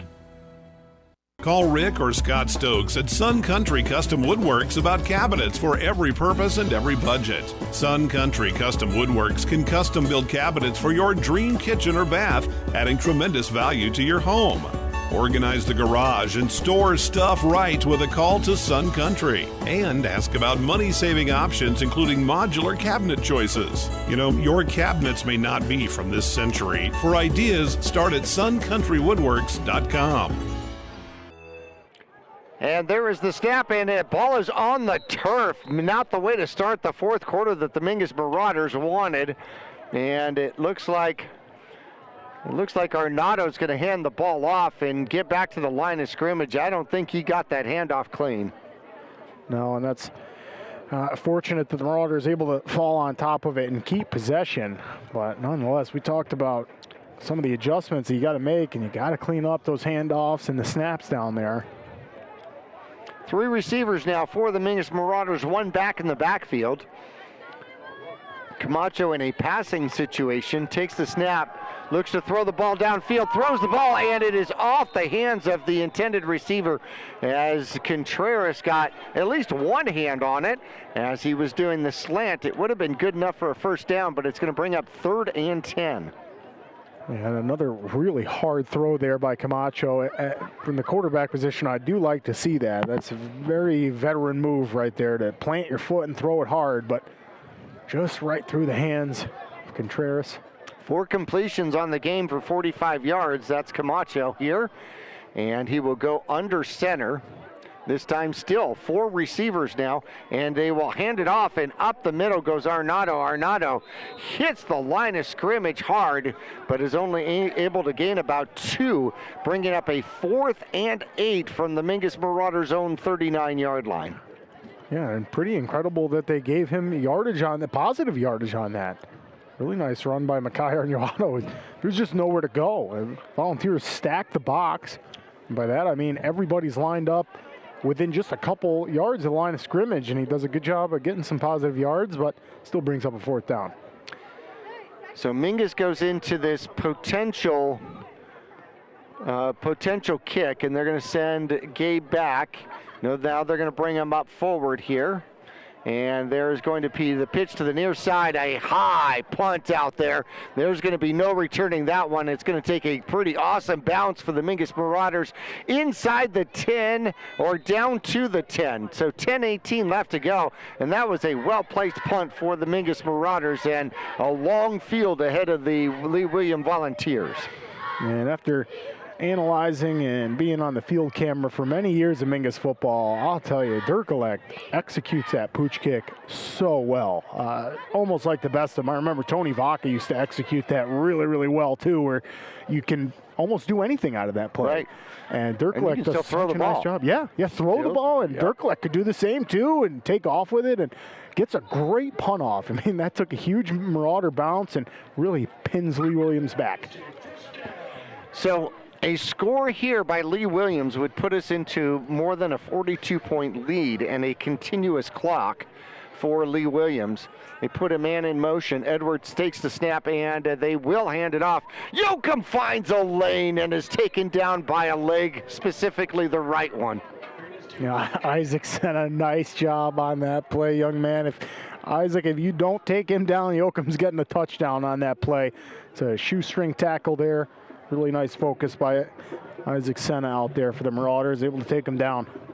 Yoakum's got 111 yards in the game. Arnado, by the way, has 76. Needs to double that to be on pace for 1,000 yards. 2nd and 4. There's the snap, and the handoff will go. Yoakum will get the first down. A spin tackle move, but they gain 7 and keep the clock rolling. And it's no stranger to the Marauders right now that we're going to see Lee Williams using the rushing attack here. Running that ball, keeping the clock running as well. Black numbers outlined in red on red jerseys are horrible for people trying to spot the players. Just saying. Edwards is back, puts a man in motion. There's the snap, and he is going to throw. There is the throw, and it is intercepted by the Mingus Marauders. He's got a blocker. Here goes Camacho at the 10, the 5, and pushed out of bounds, and that was a break the Mingus Marauders needed. Yeah, huge. If only they could have came up with a stop on that previous possession, we'd be in business right now. But still, we'll take it. Great pick 6, and just off the hands of a volunteer receiver. Nice job there. My Marauders taking it in, and they have a really good chance to get some points on the board right now. Mingus 1st and goal from about the 5-yard line. It looks like about the 5-yard line out there. 9:04 left to go. Mingus trailing 40-12, trying to get back into this one, and turnovers like that are going to have to take place for Mingus to get back into business here. There's the snap, and it goes to Dirkelek. Dirkelek finds a hole and down to the goal line, no call. Yeah, I think they're going to mark him just shy of the goal line. Yeah, they do. He's right at about the foot marker there. And Dirkelek, nice job on the run. Okay, so now you've got options. The playbook is wide open with 2nd and goal from the 1. You can sweep with Dirkelek. You've got Machado going the opposite direction. You've got Arnado up the middle if you wish to have it. You've got Camacho who could do the quarterback sneak, and he goes and does the quarterback sneak. Latham goes to the left, and Camacho goes to the right, but they haven't called it. I mean, it looked like he dove clean in the end zone there. It looked like he had a clean dive right across the goal line.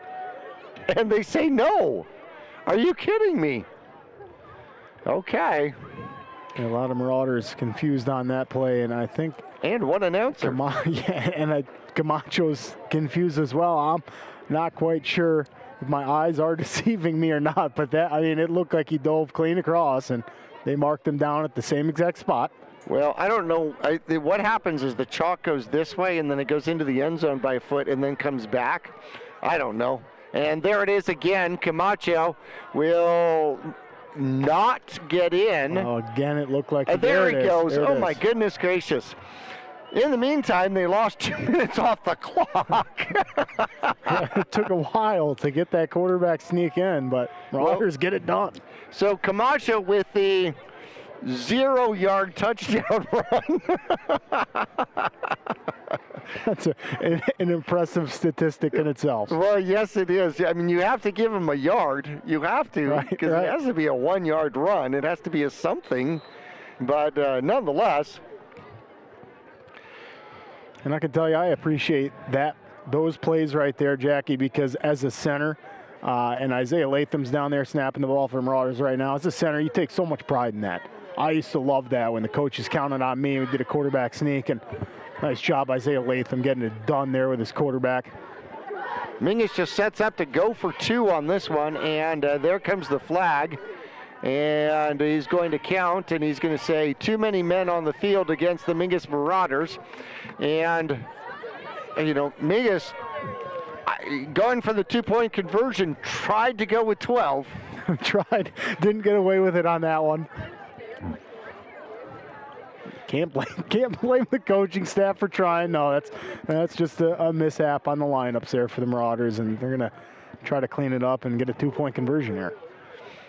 So going for the 2-point conversion. Here we go. There is the snap, and Camacho's going to keep it. He's got a man out in front of him. He's going to not make it as he runs out of bounds. So the 2-point conversion is no good, and the Mingus Marauders are going to turn around and kick off. Probably an onside kick, one would think. And we're going to take a break here. 40-18 now. The Mingus Marauders trail Lee Williams, and we'll be back after this.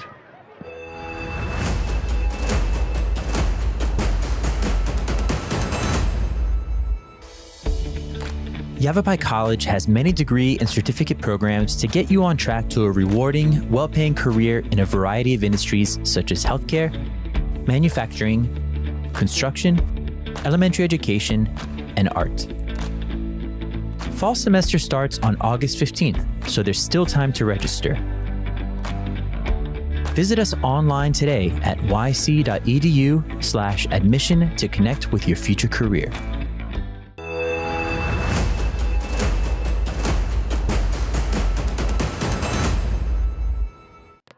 Back here at Lee Williams High School, the Marauders able to get into the end zone and cut the deficit, although they're still down by a lot. It's 40-18 right now.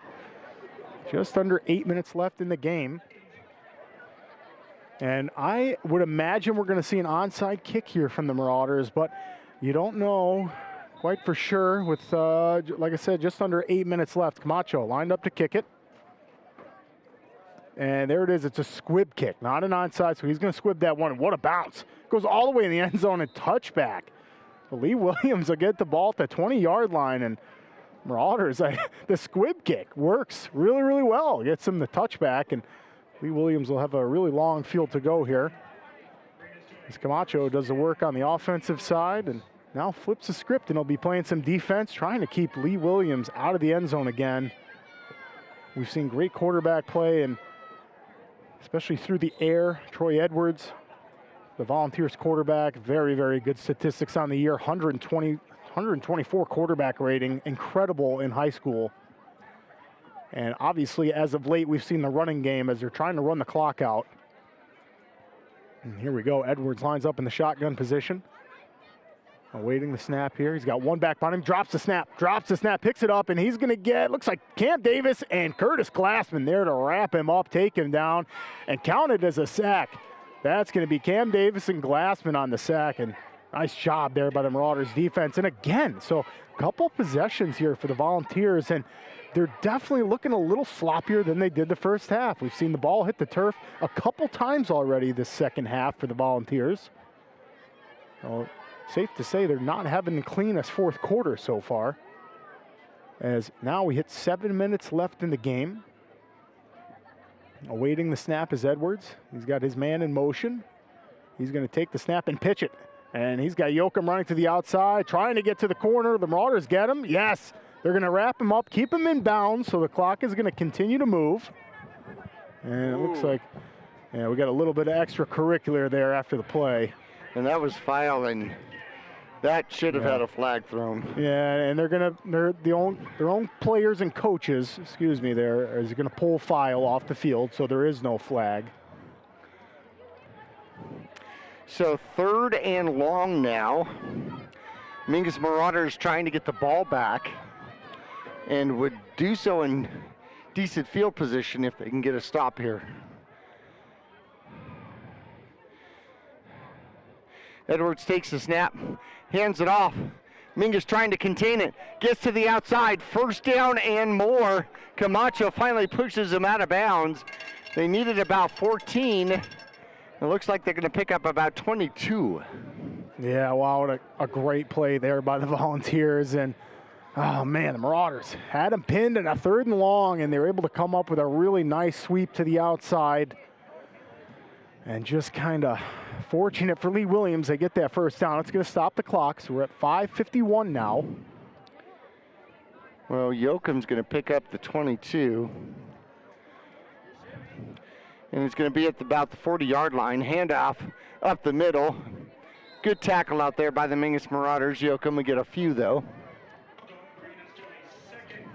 And that's just a good gang tackle there by the Marauders. Only giving Yoakum a little bit of space there. And, yeah, and the clock is going to continue to run as Lee Williams is opting not to put the ball up in the air right now and play conservative. 22-point lead, 3-score lead by Lee Williams. And a little confusion here in the backfield. They're not used to having that many running backs. Offset I. It's going to move File to the other side. 2nd and about 6. Edwards takes the snap. They do hand it off to File. File gets jumped on by Arnado. Arnado brings him down. And he will pick up close to the first down, but it's going to bring up 3rd and about 1. Yeah, nice job. Mikhail Arnado in there too. Glassman getting up after that pile. Leaves the Volunteers with a really 3rd and short. And yeah, how about this, Jackie? If the Marauders can come up with a big stand here, 3rd and really, really short. But if they can come up with a huge stop and get that ball back, you're never out of it by 3 scores. It's going to be hard to stop this running game, though. There's the snap, and they do hand it off. File weaves his way through, picks up a first down and more, and then out of bounds on the far side of the field as he picks up about 7. Yeah, he is so elusive when he runs. Yeah, and there you have the flag thrown as we already saw File and Mikhail Arnado get into it. I would imagine maybe some verbal or physical stuff going on after that play. Let's see who they're going to call this one on. I mean, for all intents and purposes, it should be on both teams, Jackie, here. Because this was building up, and you can see the Lee Williams coach is upset with File. File's been upset, and they're up by 22 points. He has no business getting aggressive like that. Yeah, you got to be careful, because if you get ejected from a game, you have to miss the next game, and these games are crucial. Unsportsmanlike against Lee Williams, waiting for another call, and it looks like that is all they're going to call is Lee Williams with the unsportsmanlike. Okay, so Marauders do a good job keeping their composure there, and you see Lee Williams, head coach, on the sidelines having a talk with File, and I'd be hesitant to put him back in, because that's a couple plays that he's kind of lost his cool a little bit with the Marauders, and you do not want to lose a player coming into these last crucial games where you got to win. Especially going up against Bradshaw next week. Right. So it is 1st and 10 from the 41-yard line, 4:21 left to go. Lee Williams with the lead and the ball. They take the snap, they do hand it off, and Mingus will contain that at the line of scrimmage, so Yoakum goes nowhere.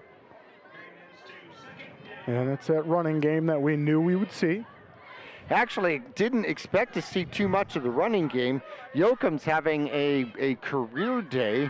He's got 143 yards on 15 carries, averaging 9.5 yards a carry. Wow. Actually loses one on that one. Really good statistics there for Yoakum as, you know, Lee Williams gets into these clutch games at the end of their season. They're going to have to rely on this rushing game if they're going to want to make it any deep in playoffs. There's the snap. They do hand it off. Yoakum finds a lane and will get hit. A good gain. He gains back the one he lost, and then about another 9 on top of it, bringing up a 3rd and 2. And some kudos to Contreras there, coming from that safety position all the way up to make a good tackle. So Mingus needs a tackle for loss here as some sort of a negative play. You give up a first down here, and Lee Williams can continue to nurse that clock. They bring Orozco to the near side as a tight end. Steps back, takes the snap. They do hand it off, and full speed ahead goes Yoakum. Yoakum runs over a tackler and will pick up the first down. That was Jahir Hernandez on the tackle, and Nice job by Jahir. He took a big hit, but he's able to bring down the Lee Williams running back, but not before they got that first down. And you're right, Jackie, they may be able to just kneel this one out.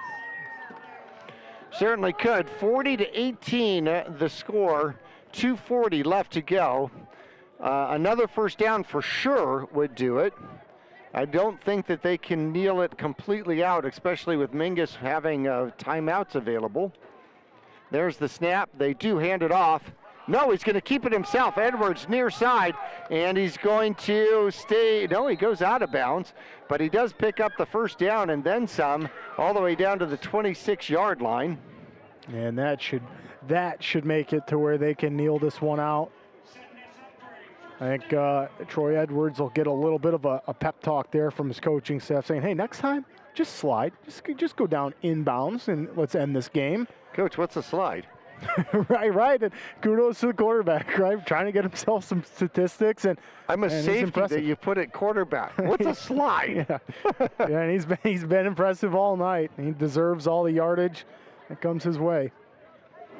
3 receivers now, 1 back in the backfield, trying to spread it out. You got to imagine that they're going to run. There is the snap. They do hand it off. Yoakum will guide his way through, pick up another first down. Now Mingus has got to be worried about giving up points at this point as Yoakum scampers for another 13.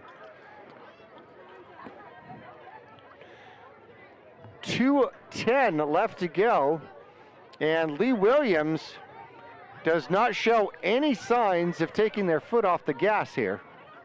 So interesting. It seems like not even a decade ago, just over a decade, I saw the victory formation so many times in games. What is a victory formation? You don't see that anymore. I know. That's a loss of sportsmanship as far as I'm concerned. Edwards makes chicken moves out there. Looks to take the snap. Takes the snap and will hand it off. A new runner out there, and that's going to be Orozco. And then flag comes out, and that will, it's in the area of a potential holding. It does stop the clock with 1:33 left to go in the game. And I don't mean to overstep here, Jackie, but with flags getting thrown and some of your players getting, hot and into altercations, not that it was an altercation, but just knee it. No? I mean, just play it safe. You don't want anyone getting injured. You don't want any more penalties. You get somebody who steps wrong and sprains an ankle, and it's one of your top receivers out there and has nothing to do with the play. So 1st and 20 now with 1:28 left to go. And we're going to see if Lee Williams... This is incredible that we're going to see plays getting called right now. Exactly. And now you certainly hope that there aren't injuries. Can you imagine losing your quarterback on a play like this? There is the snap, and it's going to be a pass forward to number 22. Number 22 will get taken down. And it looks like Hernandez in on the tackle out there. Number 22 running the ball. That's the first pass forward to Braden Peterson, the middle linebacker, getting a chance to actually run the ball. Works out to be a 2-yard pass forward. 44 seconds left to go, and still we do not see a kneeling. These are the kind of things that coaches remember. Spread formation once again. Edwards looks to take the snap, has a man in motion, and they will pass it forward once again, and winging his way through, a little wiry, is number 45 out there, and he'll pick up about 3 yards, maybe 2 yards. And that's going to be another pass forward. 13 seconds left to go. Will Lee Williams finally concede the victory? Well, they finally concede the victory. Interesting. I would have knelt down that ball a long time ago, but not to be the case. So Lee Williams victorious here tonight by a score of 40-18. Mingus does score and does score well against this squad. A couple of pickoffs nonetheless. Mingus gave up the ball too many times, but showed well here tonight against Lee Williams, who is going to be playing for the Grand Canyon region next week against Bradshaw. Once again, the final score 40-18. We've got the Gittles High Desert Mechanical post-game show coming up right after this.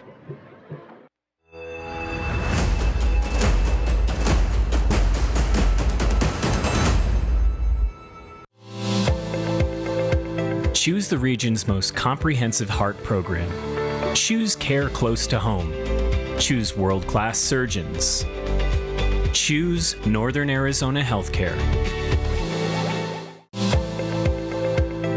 Choose precision. Choose innovation. Choose robotic-assisted knee and hip replacement. Choose Northern Arizona Healthcare. People often refer to Larry Green Chevrolet as the people place. Keeping that reputation is a priority in the community and with every customer that comes through the door. Larry Green Chevrolet, we're better and we'll prove it. If you're in the market for a new or pre-owned car, truck, van, or SUV, you'll find our selection extensive and the sales team professional and courteous. Visit Larry Green Chevrolet just off Highway 260 next to Walmart or LarryGreenChevrolet.com. Two things we can count on every year. A new set of tax rules and great weather here in Northern Arizona. Jackson Hewitt Tax Service, locally owned and operated by Lewis Rice since 1997, is here for you all year long. Your neighborhood Jackson Hewitt Tax Office will help you in all of your taxing situations. Electronic filing is always free with your tax preparation at Jackson Hewitt Tax Service. Get more in return. Call 1-800-234-1040 for an office near you. For 30 years, Roxu screen printers have provided Northern Arizona with clean, crisp, quality screen printing. They work with you to make the right choices in creating the right artwork and message to put forth your best image. Choose from brand name products and even fashion-forward designs, including caps, tees, sweatshirts, polos, and jackets. Make Roxu your choice for work and sports uniforms, workwear, resort wear, and more. Find out more at rokzootees.com. Roxu screen printers in Cottonwood, where clothing comes to rock. The right vehicles, the right people, the right price. Make Jones Ford of Verde Valley the right place to buy. Choose from our new in-stock Ford selection or custom order just the way you want it. Buy pre-owned with peace of mind with Jones Ford's lifetime powertrain warranty at no extra cost. Plus, drive a little, save a lot. Jones Ford is your tax advantage destination. So, for the right vehicles at the right price, make the right choice. Jones Ford Verde Valley, family owned and operated for over half a century. Just off I-17 in Camp Verde.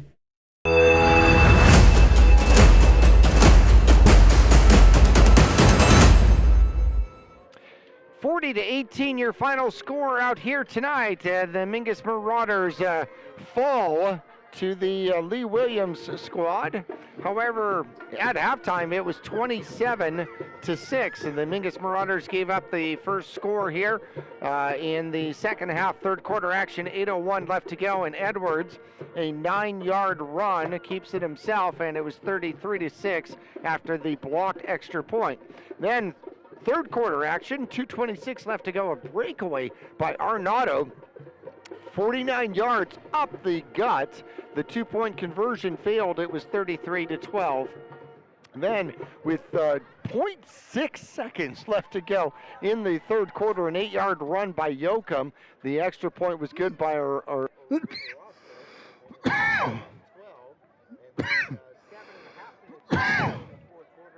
scores again after a Camacho INT. He finally gets the 1-yard run for the touchdown after, 3 attempts? Find something along those lines. Could have sworn he was in the first time, but nonetheless, that's about 2 minutes off the clock right there. And so the Mingus Marauders do get the touchdown, but it took about 2 minutes off the clock trying to get the ball into the end zone from the 1-yard line. Yeah, and we got the job done. That's what's most important. We're going to take a break here in the Gittles High Desert Mechanical post-game show. When we come back, we're going to go through individual stats for Lee Williams. And Mingus Marauders will return after this.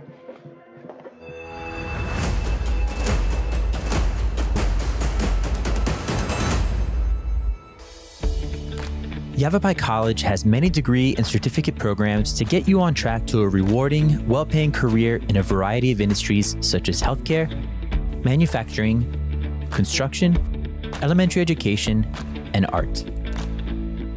Fall semester starts on August 15th, so there's still time to register. Visit us online today at yc.edu/admission to connect with your future career. Call Rick or Scott Stokes at Sun Country Custom Woodworks about cabinets for every purpose and every budget. Sun Country Custom Woodworks can custom build cabinets for your dream kitchen or bath, adding tremendous value to your home.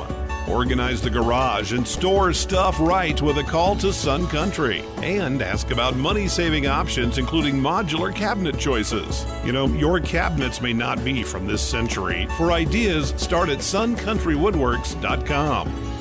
I'm Chris. And I'm Tandy, owners of Taylor Waste. We're homegrown in the Verde Valley and nearly your last local choice. We want to be your first choice for residential and small business garbage service. Get a free month service when you make the switch to Taylor Waste. And enjoy monthly service as low as $16 per month.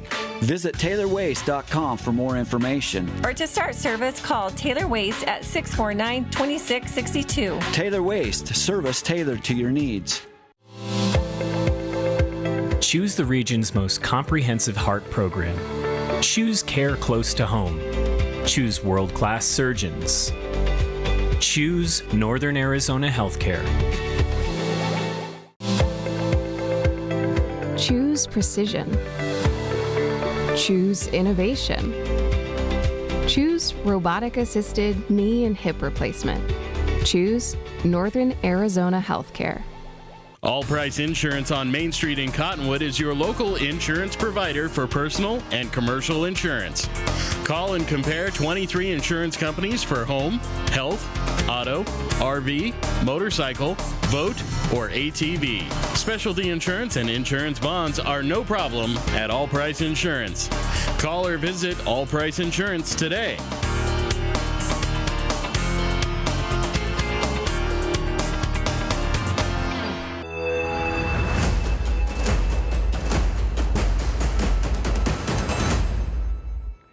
Back here at Lee Williams, home of the Volunteers. Here today, the victorious Volunteers by a score of 40-18. The quarterback, Troy Edwards, ends up 13 for 22, 213 yards, 2 touchdowns, but intercepted twice by Camacho in this game. So Camacho got 2 picks in the game. Cruz Yoakum on the ground ends up with 18 carries, 171 yards, and 2 touchdowns. Great night for Yoakum. Edwards, the quarterback, adds another 43 yards on 11 carries. And Devin White had 4 receptions for 77 yards. And I believe that Riley File had 4 receptions for 80 yards out there for the Lee Williams squad. Now, Camacho ends up 4 for 10 here in the game with 45 yards, no touchdowns, no interceptions. Durkalek on the ground had 68 yards on 14 carries. Arnado had a touchdown on the ground, 12 carries, 76 yards, and that puts him somewhere about 225 or so, 220 left to go next week for him to be a 1,000-yard back out there, Nick. That would be huge. That would be. Camacho adds another 14 yards on 7 carries and had 2 touchdowns himself. And leading receiver for the Mingus Marauders was Durkalek, had 2 receptions for 23 yards. Contreras had 1 for 14. However, the Mingus Marauders not victorious here tonight, falling by a score of 40-18. Couldn't get an extra point to save their life either. Got 2 kicks blocked, and then ended up with a 2-point conversion that failed. Any other score updates do we have?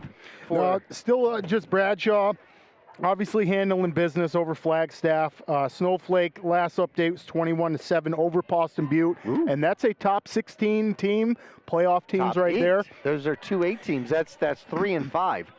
Right, and that's going to be a huge factor in the standings that come out next week too. Yes. And then the latest update was Arcadia leading Apache Junction 7-0, and that was early on. So that's 19 beating up on 7. So, right. So there was going to be so much more jockeying for positions out here before this one, and the victory here tonight, Lee Williams goes on to play Bradshaw, and of course that game is going to be for the Grand Canyon region now, because it looks like Bradshaw is going to have no losses in the Grand Canyon region.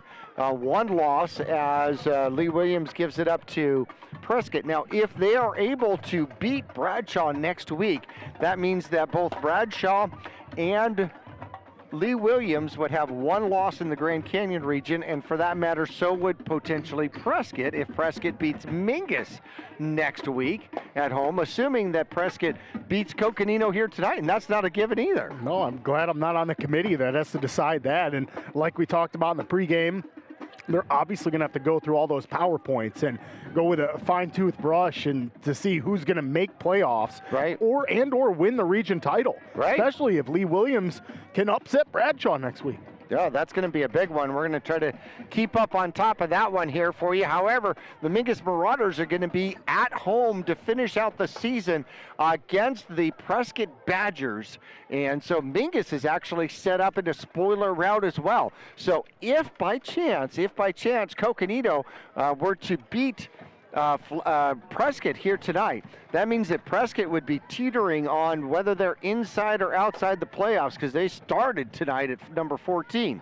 So they could be on the outside looking in, looking at that Mingus Marauder game as their only hope to get back into playoffs. And Mingus could play spoiler. I love it. You got nothing to lose. Yeah. You play really hard, and we've seen the Marauders play great games who are in that position before. Wouldn't be strange next week to see that. Well, I tell you, there's nothing more scary when you play a team that has nothing to lose. Right. You know, that's when, you know, trick plays happen. They take chances that you're not supposed to take. Right. You know, you go for it on 4th down at your own 22-yard line. What's the difference? Might as well. Yeah. No, we'll see that from the Marauders, I'm sure. Well, certainly so. So, looking forward to it. So, the Mingus Marauders fall to 5-4, but they're guaranteed a 5-win season because they already have 5 wins, and hoping to make it a 6-4 season. Whether or not 6-4 is going to get the Mingus Marauders into the playoffs, probably not, because their victories over Maryvale and Independence and Deer Valley just have not accounted for a lot of power points. Right, and that kind of bites you in the butt, especially when you can't win your region games, and Grand Canyon region's proven to be tough. Right. So not a knock on the Marauders by any means. But yeah, you got to come up with really, really big wins in your own region. And last week, first time we got a region win in 3 seasons. So it was a start. And we had a dogfight of a chance tonight. Lee Williams is a good team. We had a lot of bright spots where you can build off of. One of those is Makai Arnuato's 49-yard scamper, where we joked that he was breathed on. I don't even know that he was touched. So if you're the Marauders, you got to go back to the film room, watch that, see why do you execute that so well, and go back to that during practice. And then, like you said, next week, it's time to showcase and put all your football talents together. Use your best plays, and try to play upset spoiler. Right, exactly. And, you know, something that, Nick, you reminded me when we were off mic was the fact that, you know, our one Grand Canyon victory came when I wasn't here. So I might not see you next week. You might not. The Badgers, look out. For the sake of the Mingus Marauders and the good for the team, I will not be showing up next week. All right, ladies and gentlemen, next week is at home, the final game of the regular season, game number 10 against the dreaded Prescott Badgers. Mingus will be at home. Hopefully you will come out. If you haven't come out to see a game, come out and enjoy a high school game. If not, make sure you are watching for us on television. And you can go to the YouTube channel for Verde Valley TV. Want to say thank you to all of our staff out here tonight, Sushila, Kandola, as well as Brian Phillips, and of course our producer, Zach Kline. I'm Jackie Bessler, and this is Nick Yatsinko, and we're going to bid everybody a fantastic, wonderful night from Lee Williams High School. This has been the post-game report brought to you by Gettles High Desert Mechanical Heating, AC, and Plumbing Specialist. Online at GettlesHDM.com. Starting in the late 1920s, Grandpa Gettle and his brothers laid the groundwork for what would become a family legacy. Almost 100 years and 100 patents later, Gettle's High Desert Mechanical continues to raise the bar of quality heating, cooling, and plumbing products and services in the Verde Valley. Call Gettles High Desert Mechanical Heating, Air Conditioning, and Plumbing at 567-2200 or online at GettlesHDM.com, providing solutions for your comfort. Don't settle. Get Gettles and go Marauders. This has been a presentation of Yavapai Broadcasting Sports. Any rebroadcast or use of this broadcast without written permission from Mingus Union High School or Yavapai Broadcasting is expressly prohibited. Mingus Marauder Football is brought to you by Jones Ford Verde Valley, Arizona's best since 1970. State Farm Insurance, Jennifer Griffin. Like a good neighbor, State Farm is there. Taylor Waste, service tailored to your needs. Rock Zoo Screen Printing, where clothing comes to rock. Longfellow Excavating, we dig your ideas. And Northern Arizona Healthcare, improving health, improving people. Your 2022 Mingus Marauder Football is also brought to you by these fine businesses. Reese's Tire and Automotive Tire Pros, 3 generations here to serve you. Larry Green Chevrolet, the people place. All Price Insurance. Call 634-2311 to get your quote. Gettles High Desert Mechanical, Heating, Cooling, and Plumbing. Don't settle, get Gettles. Your Neighborhood Rice Accounting and Jackson Hewitt Tax Services. Sun Country Custom Woodworks, serving all of Northern Arizona with commercial and residential custom cabinets. And Yavapai College. You can, we can, together. Tune in for details on the next Mingus Marauders game on Verde Valley TV and KYBC.